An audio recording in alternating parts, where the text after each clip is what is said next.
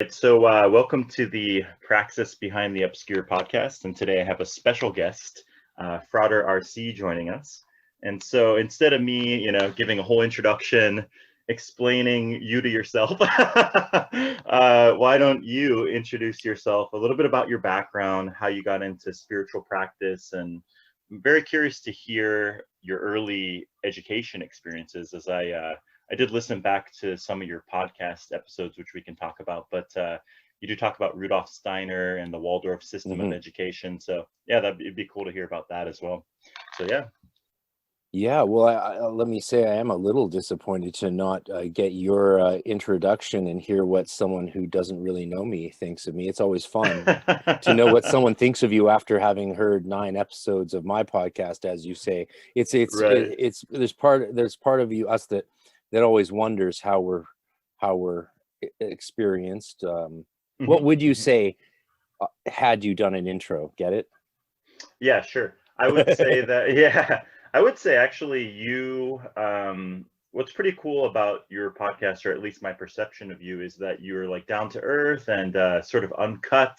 You say what you think and feel, which makes you relatable, but at the same time, you also have and from what I've seen, you have quite a academic background. Like just scrolling through your episodes, you're talking about like you're going through like Steiner material and other Yates and stuff like that, right? So it's a very nice balance because in any field, especially this field too, you'll get like extremely heady academic people where you listen to them and it's interesting, of course, right? But it's sort of dry, bland, boring. Snooze fest.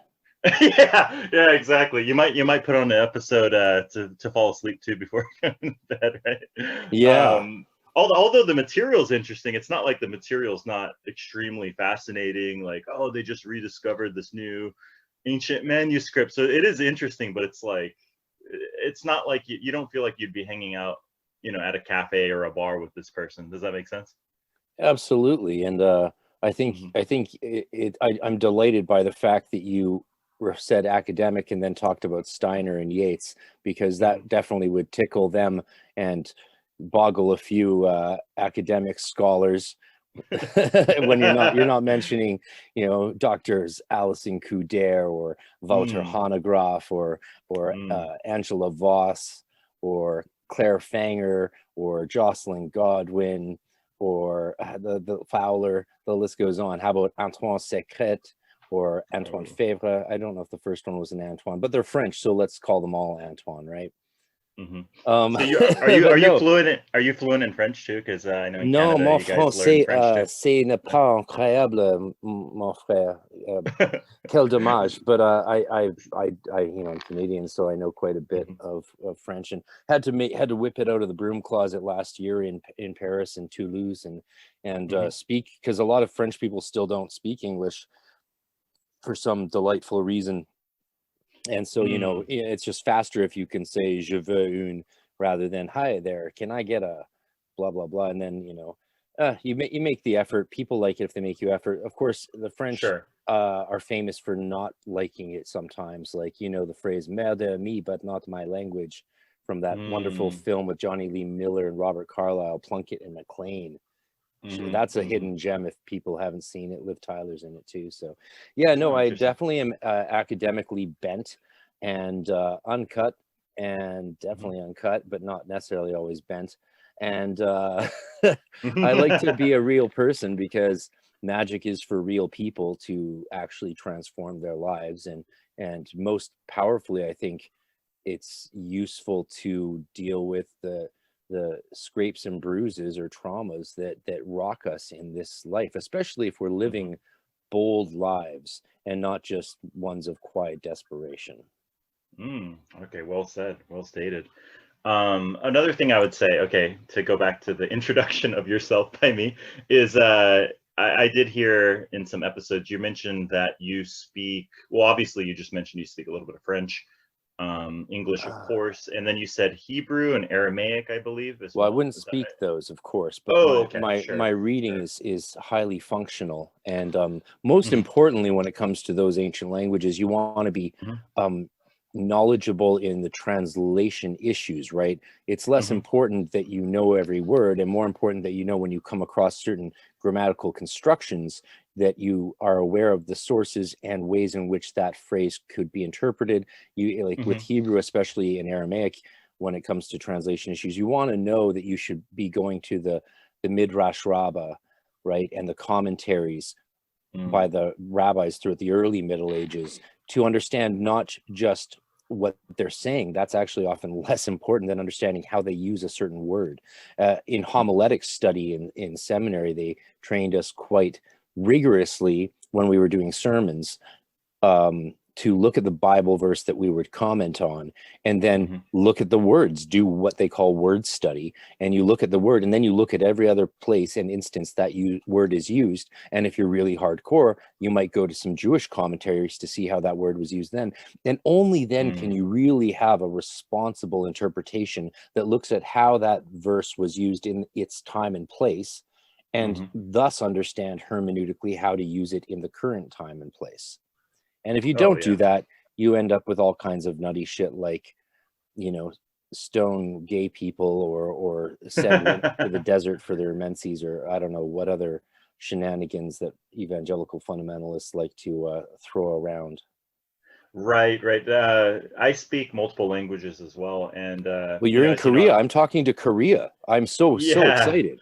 Yeah, exactly. And that's one thing you realize. I mean, let alone you're talking about holy scriptures, and I don't even know much about Hebrew, but I know that like in Genesis, like we created the world, isn't it? Like Elohim is like, it's a plural form of divinity, basically, right?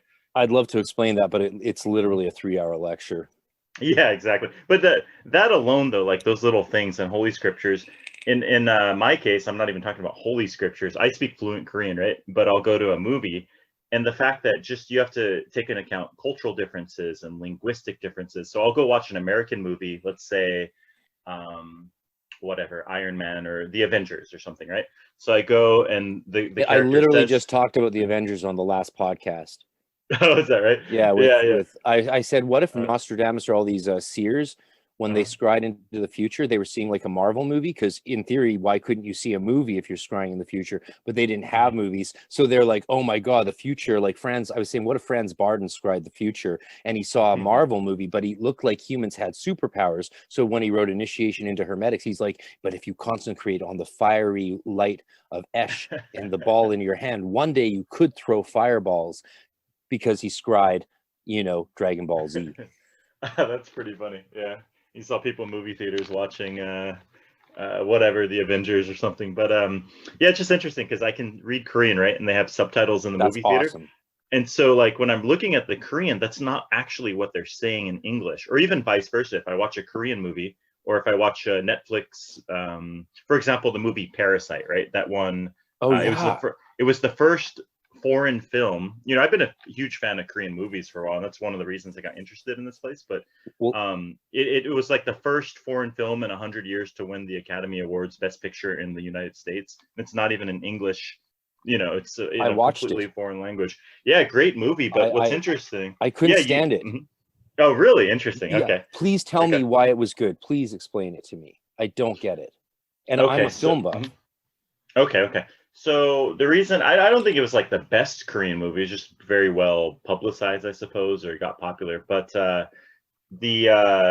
my first point was basically that when you look at the English words, the translation, the subtitles, it's not actually what they're saying, right? And even so, if you look at even just a movie or something like that, apply that, if you apply that to like a holy scripture, then you clearly see, how much cultural differences and translations of words, and certain words can't really be translated into another language. You're getting a very rough approximation, but it has so much nuance that it doesn't actually mean the same thing, right?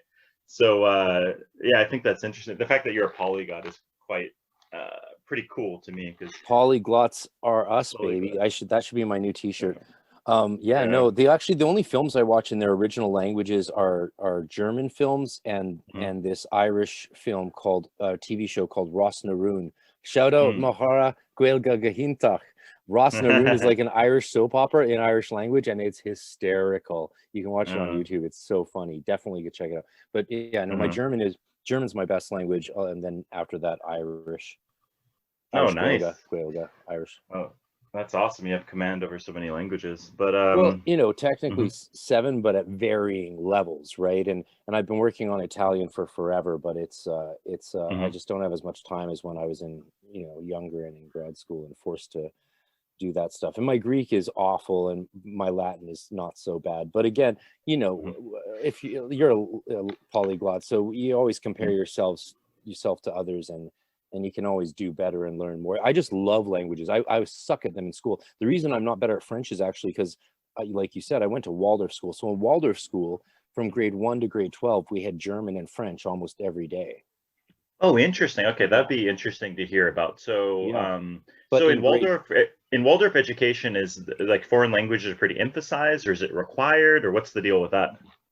Yeah, you have to do German and French. Now, not all schools have French or have them both if they can't find the teachers. There's Waldorf schools that only have German. Well, and it depends what country you're in as well. I mean, the French was there because it's Canada, and it's mandatory up until grade 10.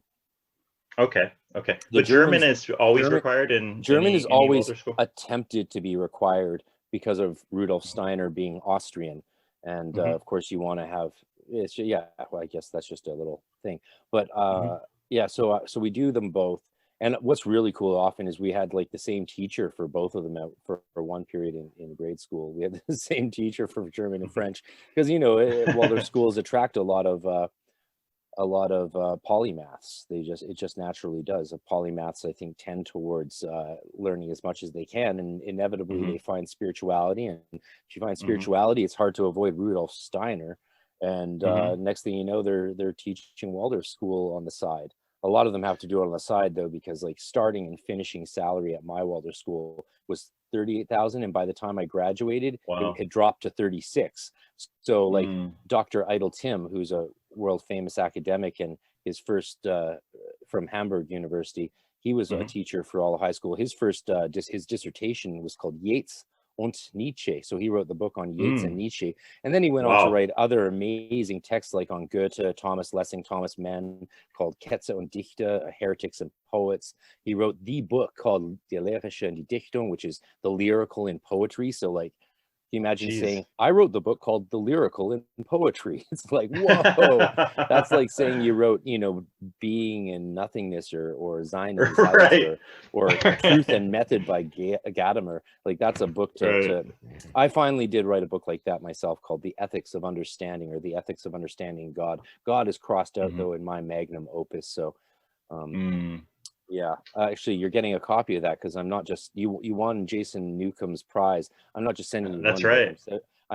I let multiple people win it, and I'm also not sending them just one book. So nice, awesome. For, some late night reading sessions. We'll have to do a follow-up podcast to this on my podcast once you've read my books. Oh, I'm definitely down for that. That'll be cool. That'd be great. Yeah, I can't imagine I can't imagine what life is like in Korea right now. Before we move on to me telling you about the beauty and horrors of Waldorf Rudolf Steiner education, do you want to give me a little glimpse of your life in Korea? Yeah, sure. So in Korea, I think that one good thing about Korea now, specifically during this COVID thing, is they relatively had it under control. It's still relatively under control. So Korea never actually did a lockdown ever. Like we still haven't done a lockdown here because there's a few reasons for it. One reason is that they do a lot of contact tracing here. So like pretty much everywhere you go, you have to like sign in. And so anytime that they find that there's one case, they basically, message all the people that were at that venue, and they all have to quarantine, which is a lot more effective, honestly, right? Say you went to a restaurant, like why shut down every single business and every single thing and bankrupt everybody when it's a lot more effective just to isolate people who are in certain places where there are cases, right? And so Korea, like life has been pretty much, I wouldn't say normal, because there's basically like a what do they call that? Like level 1, level 2, level 3 kind of thing. They have like a system going on. So right now, when we're at a certain level of cases, so for example, one thing that I don't like, I can't go to the gym right now. It's kind of silly too. Like you can't go to the gym because we're on level 2.5, they call it. but you can go to bars, which is kind of silly too, because Yeah. you're like, They yeah, shut you're down. like, They shut down my martial arts class where I do Bujinkan ninjutsu when we were only doing it with bows and boken, so yeah. distance. And we were throwing plastic shuriken at each other. That was in dive rolls, and it was outside under a freaking bridge, and they shut that down, saying it's illegal. And it's illegal for me to go outside and talk to a friend 6 feet away or 2 meters away, but it's not Right. illegal for me to go to a bar and have drinks with 5 other people. Yeah, it's ridiculous. I What? mean, It's almost if like anything, they're not trying to stop this disease at all. yeah, exactly, It's exactly. If almost like anything, there's something else going on. See, I'm safe. right, exactly. Now I got the Gates microchip implanted into my hand. I mean, I don't know if it's actually the legit Gates microchip because it was just this guy in the alley who gave me this thing to inject. So I'm not sure, but like, you know. Right. It's just silly, it's really silly. But I mean, one good thing is just reading, I have friends that are in the UK or in California and these other places, and for how much I'm complaining, it's pretty pathetic. I'm complaining about not going to the gym. Big deal, right? You can work out at home, deal. but I'm looking at other people, like in a friend in England, you can't even leave your house. Like, the videos of stay at home order and stuff. Like, Jesus. The videos of, I have lots of friends in England, and the videos of the arrests on the boardwalks and stuff is disgusting, right? Like, so we're doing pretty good in Canada here, because also the Canadian government gave everyone who needs it $2,000 a month since last March. So right. It really puts us in stark relief to the United States in that fact. Oh, yeah. Of course, I think they're just sedating Canadians so that we don't, protest or riot until America does whatever it's going to do, and then they're going to move on to here. But I hope not. Like, I'm being careful no matter what for the next year. Even I'm going to be in lockdown for the next year because me and my sister are looking after our mom, and I have had friends whose parents have died from this. So it is a very serious, real thing, and it's broken the hearts of many people I love, and that is for sure. That is not good. Yeah, exactly. And, I didn't mean to like trivialize it or anything. And it's like a real disease, and I'm not necessarily a conspiracy theory. I had it last year when it first started.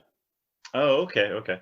I'm glad you're doing well now. But I think the main point was that there are certain ways to handle things efficiently and to think about the big picture, and then other ways where you're just making ridiculous rules on people's lives, and it's not even really stopping the virus. It's not even.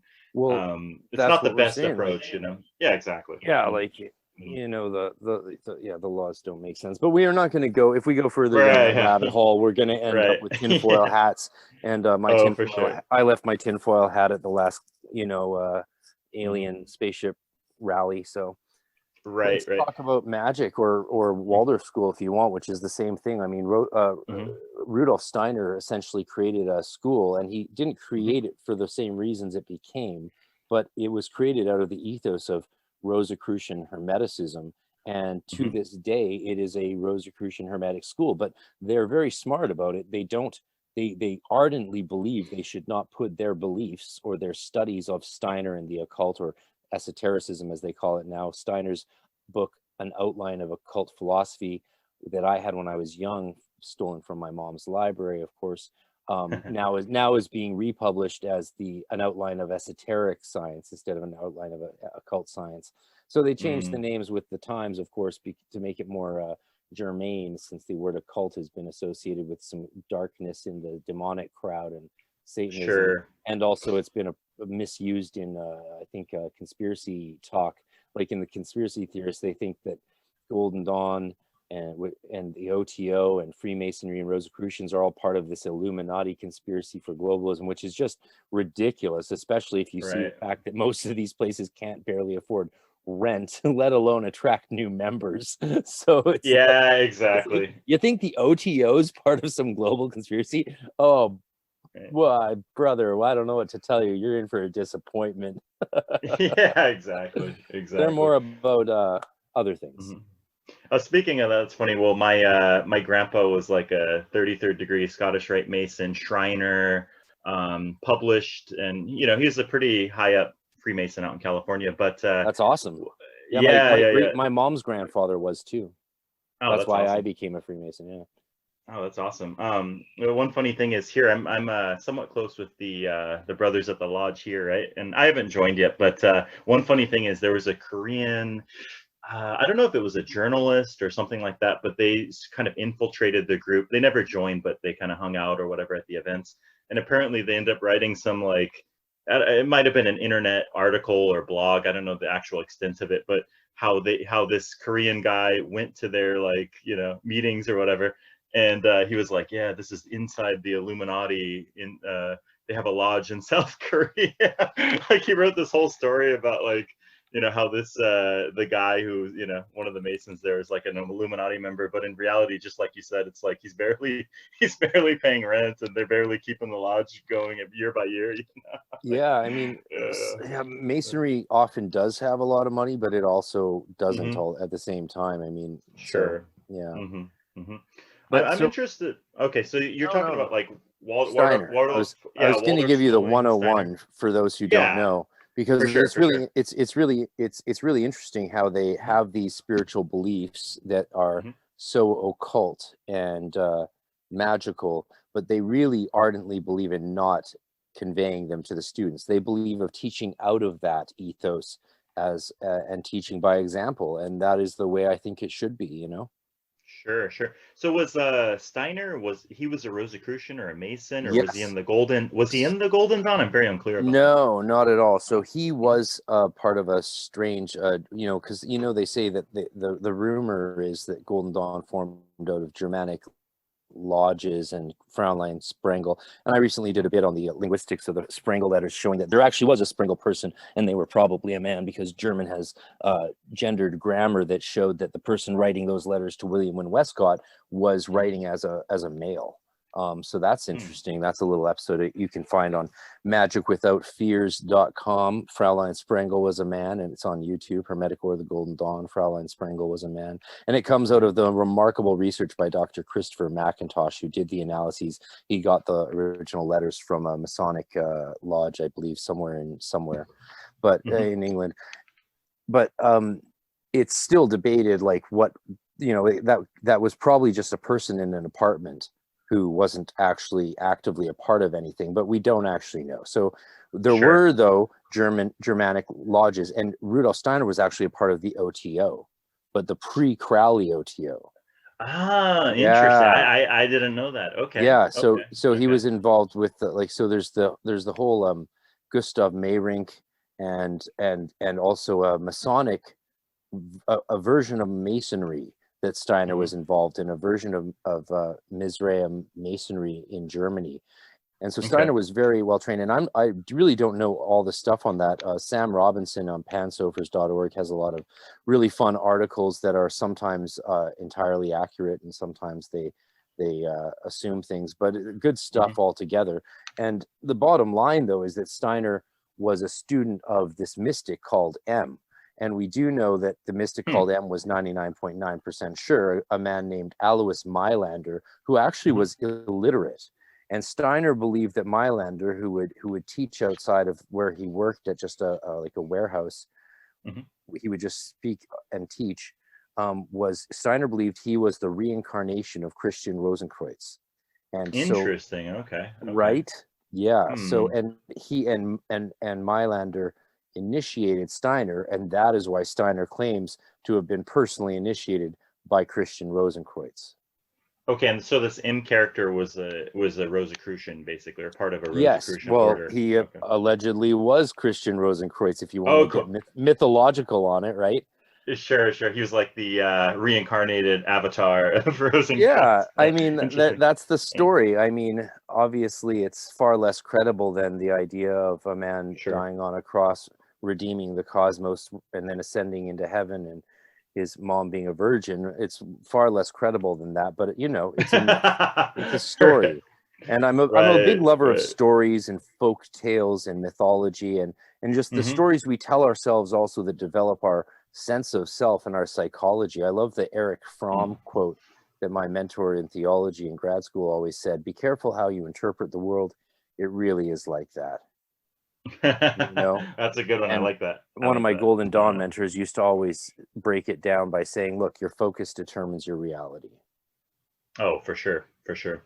The So different lens you put on it. So what? How did Okay, so with that background, how so did Stein Hermetics or Rosicrucianism? How did these sort of these practices or these initiations? How did that affect how Steiner framed education or his approach to education? I'm curious about that. That's a very good question. Steiner relied heavily on his personal clairvoyant observations.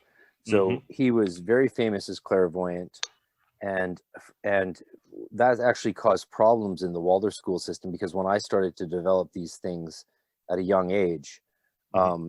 intentionally and also by design, I was sort of raised to be an indigo child by my mom. And I don't mean that by the contemporary definition of it, but by the more original definition. Mm-hmm. And so like I was put in psychic classes and trained in all this stuff. And was a famous astrologer in Canada. And Mm-hmm. they are also, it was a Maharishi family. So I grew up reading, instead of the Bible, we read the Bhagavad Gita. And Oh, cool. instead of going to church, we would meditate. And Mm-hmm. that was all through transcendental meditation and Maharishi Mahesh Yogi. So when I was 7, I was initiated by my godfather, Mark McCooey, who's now the head of it. And he keeps bringing David Lynch to town, and they hang out at the houses, and we all go, or could go if we wanted to. But I'm usually busy playing music. Mm-hmm. You get it. You know what I'm saying? Oh yeah. Oh yeah. Yeah, baby. I just want to play music all day. What can I say? Yeah. And you're initiated at 7, or I was, and you get a mantra, which is a single syllable sound that you then repeat over and over while you're doing what's called a walking meditation. So from age 7 to age 10, you do a walking mantra. And I think you can start younger, but I'm not sure. For me, it was 7. And you're walking around in a circle or however you want, saying this mantra for as many minutes a day as you are old. And you do that once or Mm. twice a day.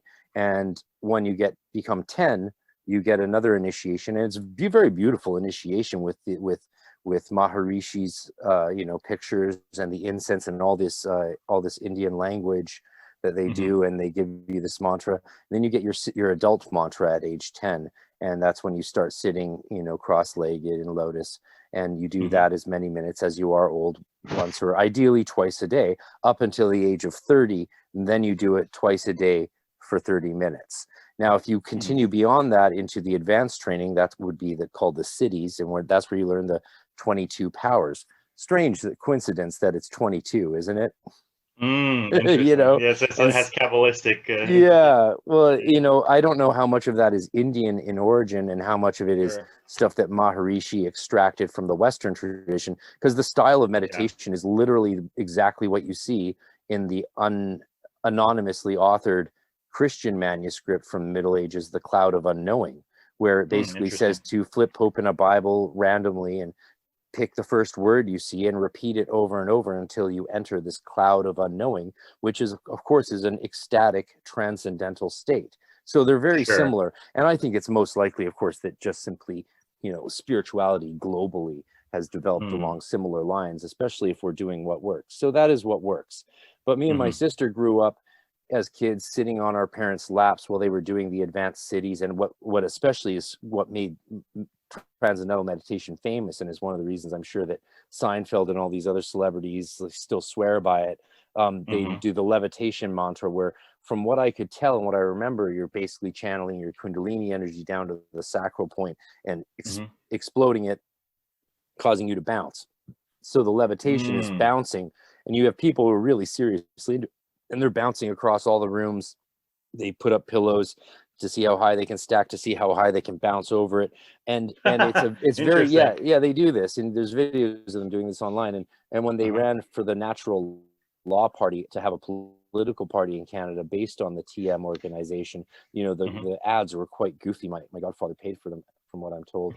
And they showed people levitating and all of that, and it was quite the to do, and sort of put TM back on the map, but not necessarily in the best way, in the most serious way possible.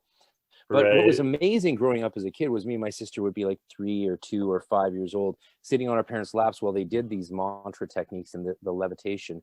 And Mm-hmm. and there was so much energy in it. And they would, you could feel their whole body and life force accumulating and building and going down to their spine, and boom, and they would bounce and they'd jerk and shake, and my dad would of course bounce higher than my mom, but and they throw you off. We would get thrown off our laps and onto the ground, and we would giggle and laugh, and we'd climb back on, and they would do that 2 hours a day, right? So this was the reality I grew up with. When I discovered what churches were in preschool, and was at a friend's house and was like, when are we going to meditate? And I never got That's hilarious. I never got to go to that friend's house again, boy, I tell you.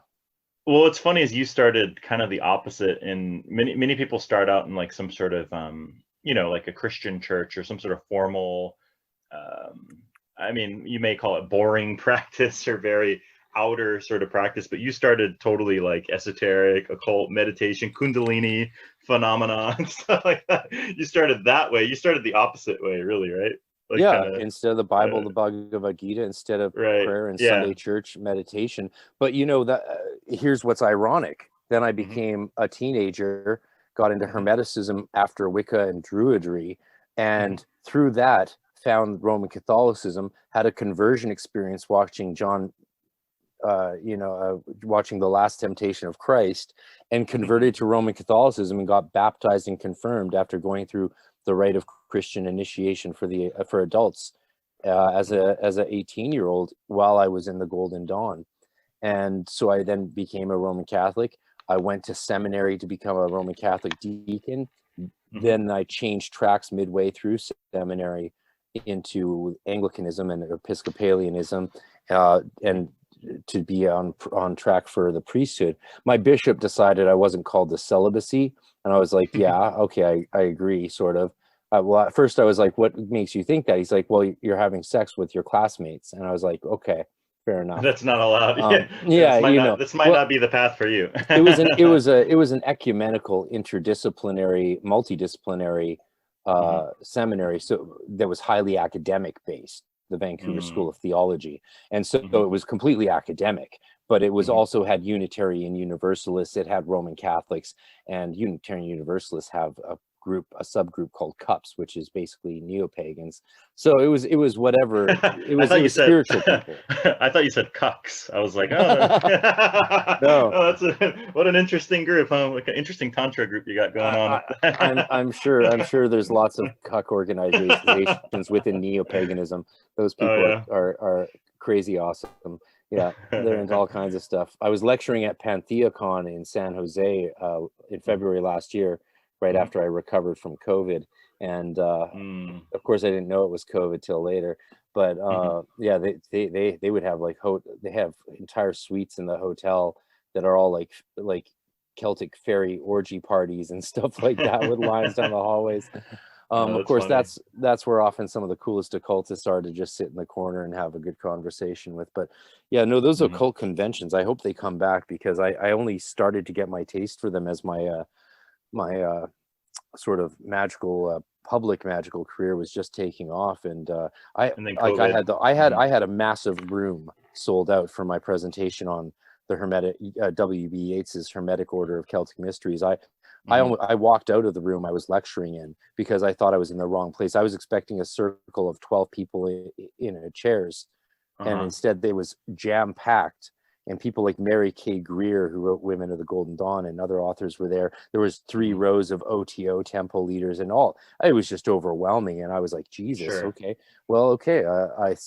My whiteboard presentation wasn't going to fly. So I winged it for an hour and a half and just told them the truth about what I knew of the subject, instead of, they should have given me a heads up for that conference, really, and been like, this is going to be in the biggest room and you should have a projection thing. But that wasn't the impression they had given me. They'd given me the impression, look, there'll be like 20 people there and they'll sit in a circle and you can demonstrate some. I thought we were going to try practicing W.B. Yeats's own evocation of the King of the Fairies mid-ear.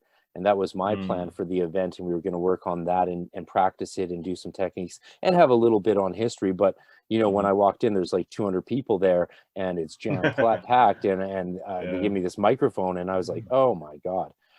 So that was just kicking off when COVID happened, really put a kibosh on my year's plans. I had to cancel an entire book tour from California to Texas down to Miami. I had to cancel all these things.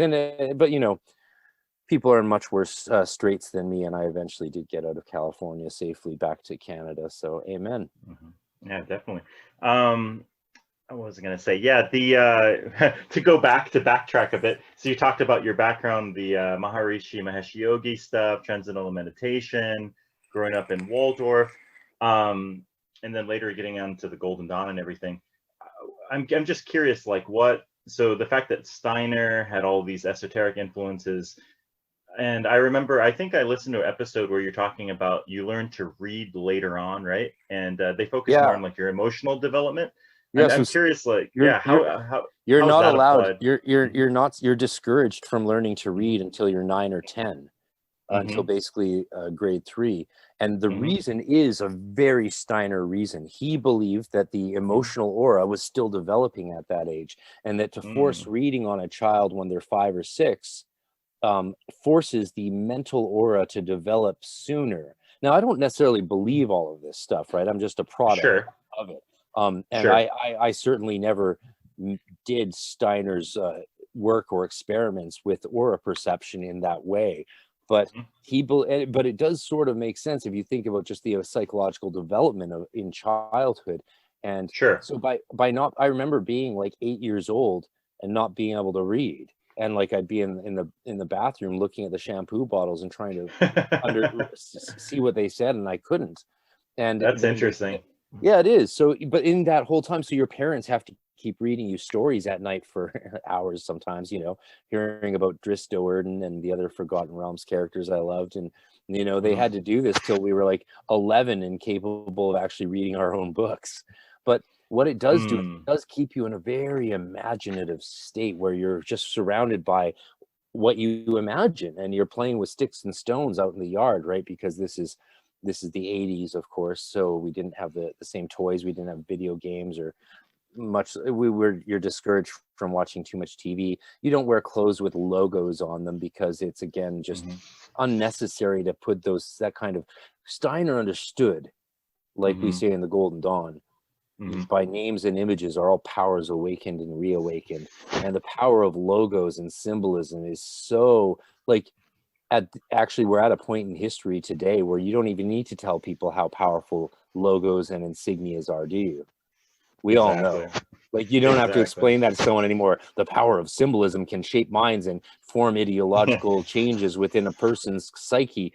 Everyone's like, yeah, no shit. No shit. Yeah, it's the common sense these days, yeah, but Yeah. not back then. But it Not wasn't back in back his then. day. Not back in his day. I remember crying in kindergarten class, my first day of kindergarten in Waldorf. And my mom almost had to take me home, even though it was an hour drive from where we lived in Steveston, a small Japanese fishing village outside Vancouver. And I was crying because I went dressed as Superman. And it wasn't because it was the first day of kindergarten. It was because I dressed as Superman every fucking day. Oh, that's pretty funny. Right? I'll send you a picture of me and my sister when we're 5 and 2, and you'll see I'm like holding a Superman balloon with the red socks pulled up to my knees and blue shorts and a little Superman thing and a cape. The fucking cape is important. You're not Superman without a cape. And so I had a big Superman logo on me, and they're like, yeah, he can't wear that here ever again. And I was in tears. I was destroyed. I remember it like it was yesterday. No symbolism in this house. But I'm really glad for that. I'm really glad for that. And the stats speak for themselves. Waldorf students read later, but we leave school with a much higher reading proficiency than any other school system in the world. Sure, exactly. And I think that, really, that's a very interesting approach because, like, if you look at Korea or other societies where if you basically strictly push people to be like test takers and, you're jamming all this like crap down their throat rather than letting the kid develop, letting their imagination flow. Dude, we never had a multiple intuition, we never had a multiple choice test in my entire time in school. Well, that's insane. That's and not even in college or grad school, because I knew the course I should chart after Waldorf. And if I saw that they were doing these sort of things that I had seen the warning signs, because I saw how my friends went to public school. I had never set foot in a public school, but I saw my friends who did. And I was like, okay, there is some real value to this crazy fucked up education I've been given. And God bless my mom for making my dad shill out the money, the $700 a month to do it, Sure. because God bless her, that was the best thing they ever did for me. Right. And so I charted my course through higher education based on that. And if I saw some public school stuff coming in there, or some, just like the multiple choice testing is so absurd. And in It's Waldorf, you ridiculous. don't actually even get grades until high school. Oh, that's a trip. I Yeah, didn't know that. no grades. And there's It no, sounds like the whole system, basically, this is what I'm getting out of it, at least from your explanation, is that it's sort of, the whole system's meant to develop your emotions, your intuition, your creativity, and sort of really the individual. Whereas, you know, the public education system, it's almost just meant to bog you down and have you become a robot who's capable of you know, hitting buttons like A, B, C, like a worker in a factory, versus somebody who would imagine creating, you know, a business or and you know, I found out in grad school that is actually how the mainstream education world was developed, was to train factory workers. Like, exactly. I've heard that before. Authors, when you read the authors of the 18th, 19th century, they're describing that form of education. Charles Dickens did it very well. And they're training you to be able to have a job in this button pushing factory in the Industrial Revolution. And whereas in Waldorf, like, you got like 3 to 5 hours of art class every day. So let me tell you about Waldorf. Let me really tell you about Waldorf, okay? The real lowdown. I haven't done it fully, so I'll do it fully once. Okay. So in grade 1, you're meant to end at noon, but our teacher kept us till 3. Now, it was the 80s, so there was still some fucked up shit going on. Like, if people misbehaved, they got their mouths washed out with soap. Oh, wow. Okay. Right. Okay. But well, my mom did that to me as a kid anyways. Well, so you're a tough kid too. But like, that wasn't a Waldorf thing. And that teacher, miraculous, for some strange reason, wasn't teaching there the next year. Go figure. But here's a key thing. Every class from grade 1 to grade 8 is only meant to have one teacher, one primary teacher. And that's their like homeroom teacher, but we call it your class guardian. And they guide you and are your main person from grade 1 to grade 8. My class was traumatized by going through several teachers, and that was just bad luck. So the guardian teacher, that's sort of like a homeroom teacher for 8 grades in a row. It's the same teacher? So they teach you the first 2 hours every morning, and then they teach you maybe a little bit throughout the day. But you do have other subject teachers, of course, which in Waldorf, coloring, painting, and knitting, and then recorder. And then you have a different guardian for high school. And again, in high school, you start the day with your main lesson, or in the German, Hauptunterricht, the top lesson. And that's a 2-hour lecture that lasts for 3 to 5 weeks on one subject. And it's cool subjects. Like in grade 9, the last main lesson of the year was called The Aesthetics of Language, taught by Dr. Idle Tim, who was this world-renowned expert on Yeats and Nietzsche, and also spent his entire PhD years, 10 years of doing his PhD in Ireland with a German Celtic folk band in the town of Roundstone, playing in a band called the Beta Folk, playing Celtic ballads from the Child Book of Ballads, which is this famous collection of all the ballads of Scotland and Ireland. So I'm familiar with that. Yeah, that's awesome. Yeah, so it really attracts. What's so cool is that you guys, the Waldorf system, it attracts such an eclectic group of people that you just get so much gold and gems, you know.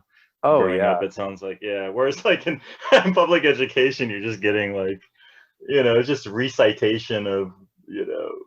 It just seems like a factory for producing lemmings or people living lives of quiet desperation. Honestly, for me, I mean, we'll get into this later, but for me, what really freed me from not becoming a robot drone was in freshman year of high school. I started taking acid like once a week, and that got me. That basically freed my mind from not being a drone. I remember sitting in it was English class. This is in freshman year. And I'd taken like 3 or 4 hits of acid, and we're listening to Romeo and Juliet, right? It was just it was on a cassette or whatever, right? And so it was they're playing it, Romeo, and I just hear like all the audio starts distorting. I'm looking around, I'm like seeing the teacher's aura and like energy vibrating off the teacher. Like, all right, well, hey, maybe I don't need to be a mindless drone. When did you start being able to see clairvoyantly?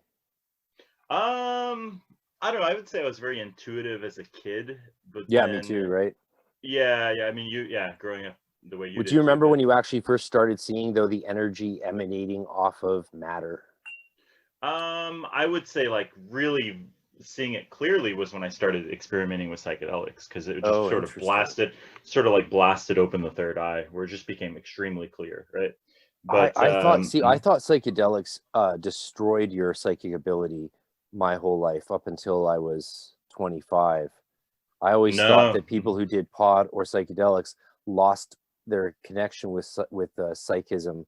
That was my belief, but that was partly Mhm. because I was raised by parents who were anti-drinking, anti-drugs, and all of that stuff from their parents who were, you know, damaged goods, you could say. And Sure. My experience has been totally the opposite. It's yeah, no, now that I have significant mhm, entheogenic training, mhm. I'm aware that it is harmonious, though it can also be, it can derail you just like anything can. Oh yeah, Um, for sure, for sure. If used in the right way, if you abuse it or overuse it or whatnot, yeah. And I mean, yeah. anything going to the extreme can have bad ramifications, right? But before we go to the psychedelic stuff, I'm curious. Okay, so we talked about So here's the the thing. Waldorf. Here's the Uh huh. cool thing people should know. Uh So huh. in grade one, Uh your huh. main focus is Grimm's fairy tales, and every day your teacher reads to you for an hour or two from Grimm's fairy tales while you have lie down time. That's in when you're grade one. Yeah, so you That's lie pretty down, cool. Uh and huh. and you just and the musical instruments every year has a different instrument regime and a different knitting regime. So in grade one, you do finger knitting, you do certain tons of art stuff, which I won't get into the form drawing or the eurythmy, which is amazing. Eurythmy is like weightlifting for the aura, but don't tell people that, or we'll get a bunch of magical Schwarzeneggers out there doing crazy stuff. Um, and yeah, that's a secret between you and me. So Grimm's fairy tales, and you play the five-hold recorder, and then in grade two you move on to regular knitting Mhm, and a 7 or 6 hold recorder, and you move on to First Nations or Native American, as you would call it, mhm, stories and mythology. And then in grade three, a bigger recorder again, and you move on to crochet mhm. and another and Old Testament, or that's a pejorative term now. It should be called Hebrew Bible because it's not the Old Testament. It's a testament. It's their literature. It's, you know, it's a pejorative thing to say, to call the Hebrew Bible, the Torah, the Tanakh. It's pejorative to call it the Old Testament because that implies that the Christian one is better. Right, Yeah. obviously, So right. The if you're updated, the old useless, and then the updated yeah, that, well, version. that's Christian polemics, brother. That's like Yeah, calling yeah. the Middle Ages the Dark Ages. That was because Protestants and Reformers wanted to poo-poo the Catholic Golden Age, because the Middle Ages were not Right. the Dark Ages, they were the Golden Ages. And they were a lot cleaner than people actually suppose, than the Protestant polemics would have you think. But you know, that's a story for Sure. another time. So, and then in grade at four, you're Mhm, like doing four needle knitting, and you're mhm. doing the Norse mythology. Then grade five, you're Oh, doing awesome. and you have to pick violin or cello, and you start playing one of those two instruments every day. And grade five, you do Greek mythology, and then you Oh, get to that's be so an cool. orchestra. And then in grade six, you do Egyptian mythology. Then in grade seven, you do world history mythology. And then in grade eight, you do modern history mythology, because it's all taught to you in the framework. That's my point. It's all Wow, that's taught to so you in the dope. framework of mythology. Isn't it dope? Because like Yeah. when you're studying Napoleon Bonaparte, you're like, so basically he was like Moses, who was a douchebag. It's like, yeah.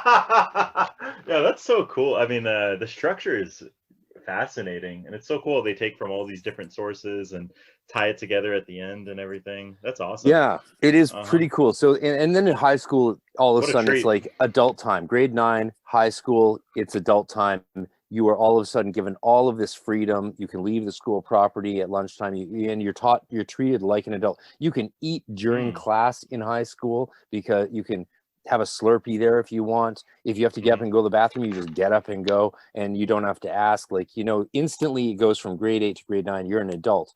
But I Right. had my You can think spiritual. for yourself, think for yourself. You can act for Think for yourself, sort of thing. yourself. Hmm. Question authority. Authority, Think for exactly. yourself. Question authority. We'll talk about Tool later, right? Yeah, exactly, You're a exactly. Tool fan, right? Oh, huge Tool fan. Okay, Really yeah, big Tool fan. Yeah. Mhm. yeah. Okay. So did you see me on my Instagram live stream the other day jamming Prison Sex on my 8-string lute. Oh no, I missed that. I'll have to see if I can pull it up. I'll have to see if there's a way to pull it up though. Yeah. I was Or pretty you're gonna have to. It's Do on it my again. Instagram, brother. It's on Oh, my okay. Frater R.C Instagram. It's Definitely have to there. check that. It was a shit show. I only get to jam, play my instrument like once every 2 weeks for about half an hour these days because of the situation I'm in, or we're all in, and I don't. Yeah. Mhm. So, but which is hard when you go from playing music 5 to 10 hours a day to only 20 minutes. But whatever. Yeah. There's time Yeah. for that. Sure. I had my spiritual awakening between grade 7 and grade 8. Okay. That was traumatic. What And I did went that from being a entail? very athletic, sporty Mhm. kid to being like a goth reading Anne Rice. And the reason Okay. is, this is something I haven't talked about before. The reason is I found this fire awakened above my head while I was watching a forest fire in the Okanagan in Penticton in 1994. Very famous. It's destroyed like, 10,000 homes and 500,000 acres or something like that. And while I was watching it, there was this like all of a sudden this like light or flame that went on above my head. It's like the fire I was looking at awakened a fire above me and a fire above my head. And what's really interesting to me about that in retrospect is I wasn't familiar, of course I wasn't familiar with the story from the Bible of Pentecost. When the apostles, after Jesus had died on Pentecost, all had these flames appear above their heads and awaken them, right? So I didn't know that story at all. We didn't even learn it when we did Old Testament mythology in grade 3, because we never did New Testament. There was never any Jesus stuff, not once in Waldorf. Interesting. Which is, even though Steiner believed he was initiated by Christian Rosenkreuz and was, a Rosicrucian envoy of the world. And remind me later to tell you his connection with the Golden Dawn, because there was a brief connection that is very important that people don't realize. It's new scholarship, you could say. But so that awakened me. And during that summer, my mom took me to her with her boyfriend, who was top person in the Rosicrucian work, ancient mystical order, Rosicrucius, and also a witch. And he's the one who told me that magic was real and occultism was real and there was actual spells. And so I was like, okay, I need to check this out, because I didn't believe him at all. I thought he was full of shit. So your mother's boyfriend was in Amwork, in the Rosicrucian order. He was a high level Amwork guy, and are they based out of San Jose? Yeah. So I went. My mom actually took me down there when I was 15 to try and test out of the Junior Order of Torchbearers and get permission to study the adult material, because I was a little prodigy, I guess, and needed to not do the lame child stuff. But I woke up after that night staring at that forest fire and feeling this awakening outside a Pizza Hut. And feeling just like the energy. That's usually where that's where I hear most spiritual awakenings happen. Usually in front of Pizza Hut or Starbucks or Walmart perhaps. I miss pizza. All I want to do is eat pizza now, and I can never get to eat pizza for the rest of my life. I'm a celiac, so I literally will never have that taste in my mouth for the rest of my life. And yeah, there's gluten-free, dairy-free pizzas. It's not the same thing. It's not the same at all. It's like beer. I was a Guinness lover. I'm Guinness is good for you all the way. And do you know what the problem is with gluten-free beer? It's missing that thing that gluten provides, and that thing is called yumminess. Right? The gluten is actually what makes the beer. So it's a travesty of epic proportions. And when I meet the Holy of Holies face to face, I will certainly raise my concerns. And objections. I have a few words to share with the Lamb of God about this whole celiac thing. But I'm grateful to be alive, because when I was 30 years old, doctors told me I had 5 years tops left to live. And now I'm turning 40 on the 31st of this month in January. So amen. Prove those doctors wrong. They're a bunch of fuckers. Exactly. Yeah. That's good. And good you're doing well. So I woke up the next day, and after that awakening and feeling my whole energy, I felt my whole aura vivified, and I'd never experienced the aura before, despite years of meditation and all that. And my whole body felt on fire with this flame that was very much sitting above my head, over my forehead. And I woke up the next day and there was this one phrase in my head. And the phrase was, it's sort of adorable because it's so childish, but it was like, I have to be an occult. And I didn't know the word occultist, but I knew the word occult from White Wolf Publishing's Vampire the Masquerade. Okay. That's So interesting. You just grew up. I knew I knew that awakening. And it was really weird though. I remember waking up in the tent on our summer vacation in Penticton, knowing I had to be an occult. And we went to these bookstores and I got a book on Druidry, and then I got a book on Celtic magic by DJ Conway. And we bought all these little love potions and all. My mom spent hundreds of dollars, I'm sure, buying me and my sister whatever we wanted and stuff, because, you know, a divorced family, parental guilt is all you have to really trade with it. And I started, I read the whole book on the drive back to Vancouver, like a 5-hour drive from Penticton to Vancouver. And it was the first time I'd ever read an entire book in my life, was DJ Conway's Celtic Magic. And I was so on fire by the time I got back. I was like, I'm not going to be a druid. I am a druid. I am a Celtic druid magician motherfucker. That's what I am. And I looked at the book and I said, what's Celtic, Mom? What's Celtic magic? And she's like, Celtic? That's what we are. I'm like, we're Celtic? I thought we were white. Come on, bitch. I thought we were white. And she's like, funny. No, we're Celtic. And I was like, well, but we're English. She's like, no, we're not English. And when we got home, she sat me down and took out a globe, and she shows me Ireland and Scotland. She's like, that's where our family's from. I'm like, but how come all my cousins are English? How come, like, you know, Aunt Cheryl and Uncle Tony and cousin Matthew and Sarah, my favorite cousins, they're all English. She's like, well, here's the thing, honey, they're not actually related to you. She's like, they are the children of your adopted grandfather before he married your grandma. I'm like, so wait, Papa is not my grandpa? She's like, not by blood. I'm like, okay. but the rest, I was like, so I found out that both my parents had parents that were Irish and Celtic and Scottish. And like, my grandma's dad left Dublin in 1915. Good timing for the 1916 Easter Rising. And they had both died off from alcoholism and despair. And I have a whole song about that called Song for My Mother. And they, so I never met them. And I grew up with these adopted parents with adopted last names. So my family's last name was Precious originally, which was an English name, though from an Italian root. But the actual family name was Houghton, out of Dublin. So Geraldine, my grandma, who's just turned 98, is 4'11". She went to the hospital with heart problems like last year and drove herself home 2 weeks later. That's a tough Irish, that's a Dublin woman, man. She's like not gonna die. She's like, she's got fighting Irish in her veins, you know? Yeah. This is one of those women who would have like totally been part of the IRA if they hadn't bailed on back in 1915. Yeah. Oh, that's pretty crazy. So it seems like you had like a double awakening. Like you had the spiritual sort of awakening, and then at the same time you had this sort of an awakening or a revelation about your identity or your lineage as well. And after that, my mom started taking me to psychics and putting me in these classes. And, you know, I remember setting up my first altar from that DJ Conway book. I have a photo of it I'll send you. And you know, but I remember sitting there and thinking, well, what now? Because there was no training for what to do after that. There was no actual how to do it. And I found then all the Scott Cunningham books she had bought, and I started practicing Wicca and Druidry and doing what I could with that.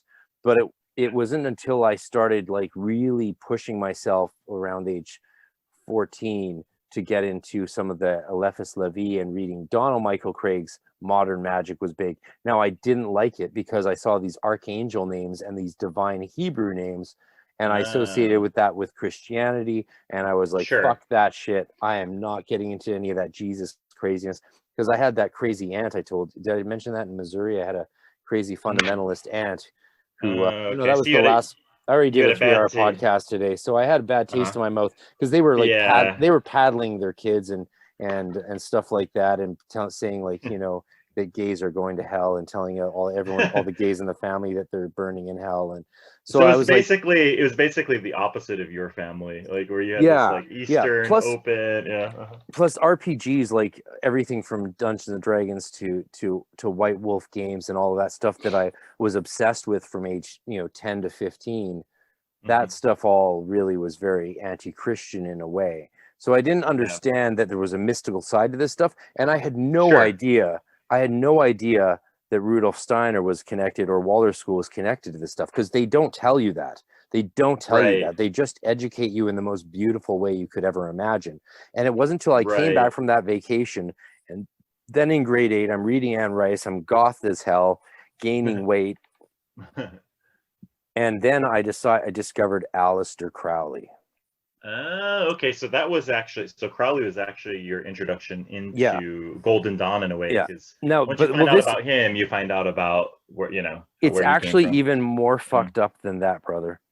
So at 13, 14, I'm discovering Aleister Crowley, and then I realized, well, it was from a book that had accidentally gotten mixed up with my mom's stuff when we left her a different boyfriend's house when I was 10. So I had a very traumatic divorce years. I'm not going to talk about that now, but I ended up for a while at this house, this big white mansion, run by a sort of OTO type group, with a high priestess of the AA, with a boyfriend, and my mom was sort of dating the guy as well. They all started this cafe called Spirals that was all painted black on Lower Lonsdale in North Van. And it was they were doing ritual works there at night and all this stuff. And it was a big house, and there was all these rooms I couldn't go into. And years later, I found out they were trafficking large amounts of cocaine and stuff like that. And so I was 10, and the man was quite abusive to me and my sister, and would hit us a lot. And my mom escaped from that house there in the middle of the night on a dark and stormy night, and took us out of there and raised us right after that. But this one book got mixed up in her things that was owned by this AA priestess, and it was The Tree of Life by Israel Regardie. And so I found that book, and it was even signed. It's in my stolen library today, so I don't have it, but it's signed by the AA adept who gave it to her teacher, because in AA, in Argentina, you have your own mentor teacher. It's a master apprentice model, so it's master to student. They initiate you. So I got that. I inherited that, and I got into that. And there was another book I found in my mom's library that had all these famous occultists, a very pop culture sort of book that talked about Crowley. So I went to the library, as one does in the early 90s, and got all the books out on Crowley I could. I found one that was allegedly written by his son. Turns out later that I believe it's a forgery by this guy Amadou Crowley. And I read about Aleister Crowley, and I did a big, dangerous thing. I wrote my grade 8 book report on Aleister Crowley and turned it into my teacher. Like, we're talking on a word processor, printed it out. I was so proud of this thing. And I was going to shock the shit out of these fucking tight ass teachers and their, their non-vampiric ways. And here's the problem. Here's where the real awakening happened. The teacher saw it. Dear Elizabeth Wilby, a British woman who's still alive, thank God. And she looks at the essay, the biography, which is a big deal for a 13-year-old to do. And she says, "Oh, Aleister Crowley." I'm like, "You've heard of him?" Or like, and she's like, "Oh, of course. Rudolf Steiner knew him and all of those people back in the day." I was like, "Wait, what? Like, what?" So that was a big revelation. Yeah. Wow. And I was like, okay, I need to pay attention to this Rudolf. So I went through my mom's library and found an outline of occult science by Rudolf Steiner. I was like, what the fuck is this shit? What school am I in? What school have you put me in? Like, where the hell am I? And so I started asking my teachers all these questions, and they're answering them because they have no problem talking about anthroposophy and Steiner with people who ask. If you ask, I'm like, so what's up with anthroposophy? Did Steiner believe in magic? And they'd be like, oh yes, he was a clairvoyant. You're like, wait, what? He was a clairvoyant? They're like, he understood. So they don't tell you any of this, but if you do a little bit of digging, they don't tell you any of it. They don't tell you any of it, which is so, as an adult and a professional educator now, like, that's so advanced. That's so advanced. The idea of teaching by example is an advanced human idea that the whole human species still has not grokked on a global scale. right? I mean, if That's they awesome. did, if they had grokked it, then we wouldn't have governments behaving the way they're behaving. Because under the ethos of teaching by example, if we were to act the way that the governments that we have currently act, things would be a shit show. Oh, for sure, for sure. And clearly things aren't a shit show. I mean, the world's quite placid at the moment. Yeah, it's not like they tell you we're teaching you this way so you become clairvoyant and you see the world in this way. It's more, no, we're giving you the lens to figure it out. We're giving you, it's like giving you the tools so Right. that you can kind of put the pieces together and figure it out yourself. That's Yeah. awesome. Yeah, like you said, Yes. very advanced approach to education. So by grade 9, I had started a witch coven with my best friend Daniel, and we needed a third person, and there was a Satanist who we knew, and I didn't want a Satanist, but my buddy was like, "That's the only person that is available that we know." Hey, we're low on members, bro. You can't be so bad. Hey, So, beggars can't be choosers. Yeah, and so we went from there. But studying, when I actually tried Donald Michael Craig's Modern Magic Rituals and the LBRP, and actually, like, I had hit a dead end with Wicca. I was doing the Sabbats, I was doing the SBATs, I was doing everything you could do with all the published literature. Like within 3 years, I had easily bought, divorced single mom, I had gotten every book I wanted. Plus, I had gotten into Magic the Gathering and was really good at trading and selling cards. So by 16, I made about $100,000 and was able to buy everything I needed. And I bought all the books, I read all the books, but the practice wasn't there. I wanted more magic than paganism was providing me. And sure, so you reached a limit, basically. I did, and so I tried the LBRP, and I was very surprised by how effective it felt, and from there it's history. Like by 15, I got my mom to go to an interview with me at the Temple Tahuti, the Golden Dawn Temple in Vancouver, and she signed a waiver. How did you find them, or how did you look them up? Because this is all like obviously pre-internet and stuff. This is 1996, brother.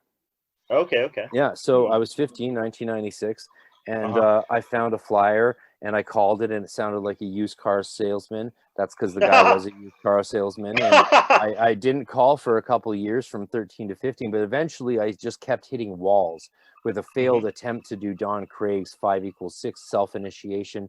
That went horribly wrong, and you'll hear about that in other places other times, but I've done enough of that for now. And I eventually bit the bullet, and I called the Golden Dawn and left a message on the answering machine. I said, because I met a bookseller who said he met the guys and he knew they weren't that bad. And I was like, that's all I'm asking for. All I'm asking for is people who know more than me to teach me what they know and not be too bad. That's all I'm looking for. Like, and you were 18 at the time? I was 15. Oh, 15. Oh, okay. Yeah, I was a child, man. I was 14 when I started getting serious into that, and I had already been doing magic seriously for 2 years before that.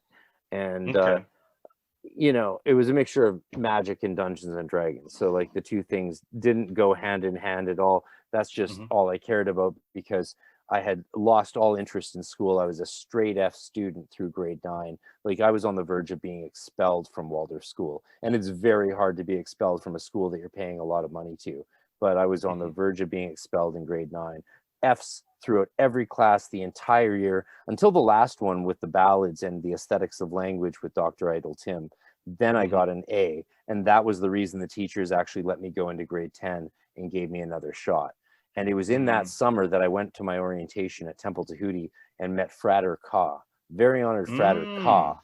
Frater R.C. was the founder of Temple Tahuti, and he's now I didn't know that. He founded Temple Tahuti, and he was initiated into the Golden Dawn when he was 16 in Los Angeles. And he's an Arabic adept and a mystic, and he's now world fucking famous as the authority. He's British, I thought, right? Not Canadian. No, right? He sounds Canadian to me, and I believe he's Canadian. I didn't know that. Okay. I mean, I don't want to out him too much, but very on Frater R.C. He's famously known as the author Nineveh Shadrach these days. But to us, he was just Mimo. Oh, okay. So no name. I mean, I'm not going to tell you his name is Mamdouh Al-Day, but that's his name. The man with no You can bleep name. that out or not. He doesn't care. None of us care. The whole world is ending. Our lives are short, and we're trying to just Sure. die empty. You know that expression, die empty? No, to die empty. What is this? Think about it. Oh, it makes Die sense. Yeah. empty. Sure, sure. It makes sense Doesn't to that me. feel empowering? Yeah, for sure. No Like, attachments, no don't emptiness, and no regrets. no regrets. Yeah. Don't die Mm, with something you haven't fucking shared in this reality, because mhm, trust me, the afterlife and the DMT realms, they're going to be fabulous. You're not even going to think mm, about the shit that we did here, even though while we're here, what we have to do and what we get to experience, especially the jouissance of life, is so sure. fucking fabulous. Enjoy it. That's one thing Thelema got right, like the idea of Hmm. joy and jouissance, and some of the Victorian Mm, stuff that Crowley rebelled against was problematic. I mean, hmm. McGregor Hmm. Mathers was probably a closeted gay guy, and that's why he had married Moina as his beard, and that's why they probably moved to Paris so he could bicycle around on his kilt and meet other gay guys and have a sexual life. I mean, they had a celibate Mm, marriage. I mean, some people say, oh, it's because they didn't want to seem like they were less spiritual, and I'm like, mm. Oscar Wilde had just gone to jail. His wife joined the Golden Dawn. Mathers and Crowley knew to keep their mouths fucking shut. Right, right. It's funny because if you look at like people think Crowley's extreme or something, but like look at the modern day. I mean, it's like, like open free sex. You have Tinder. You have just drugs everywhere. It's like what he was doing at the time. It's not compared to like modern standards of a 20-year-old. It's like nothing really. Oh It yeah, really is not. Lon. Yeah. The first time I did magical work with Lon Milo Duquette, we Mm-hmm. did the Enochian Aether text, and he Yes. said in that lecture before we did the working, he was like, Crowley by modern standards was boring. Moderate. Yeah. Exactly. Yeah, Exactly. like Yeah. Yeah. yeah, Yeah. I have friends doing all kinds of crazy stuff, and Mm-hmm. yeah, Mm-hmm. yeah, we can't touch it. But yeah, anyway, but he was rebelling. There is a bit of conservatism to that early Victorian magic scene that I'm glad Sure. has gone away with the times. Sure, sure. For people, so we're talking about Golden Dawn now. So for people who are not familiar with the Hermetic Order of the Golden Dawn, how would you describe it or summarize it? Like a real brief introduction to it.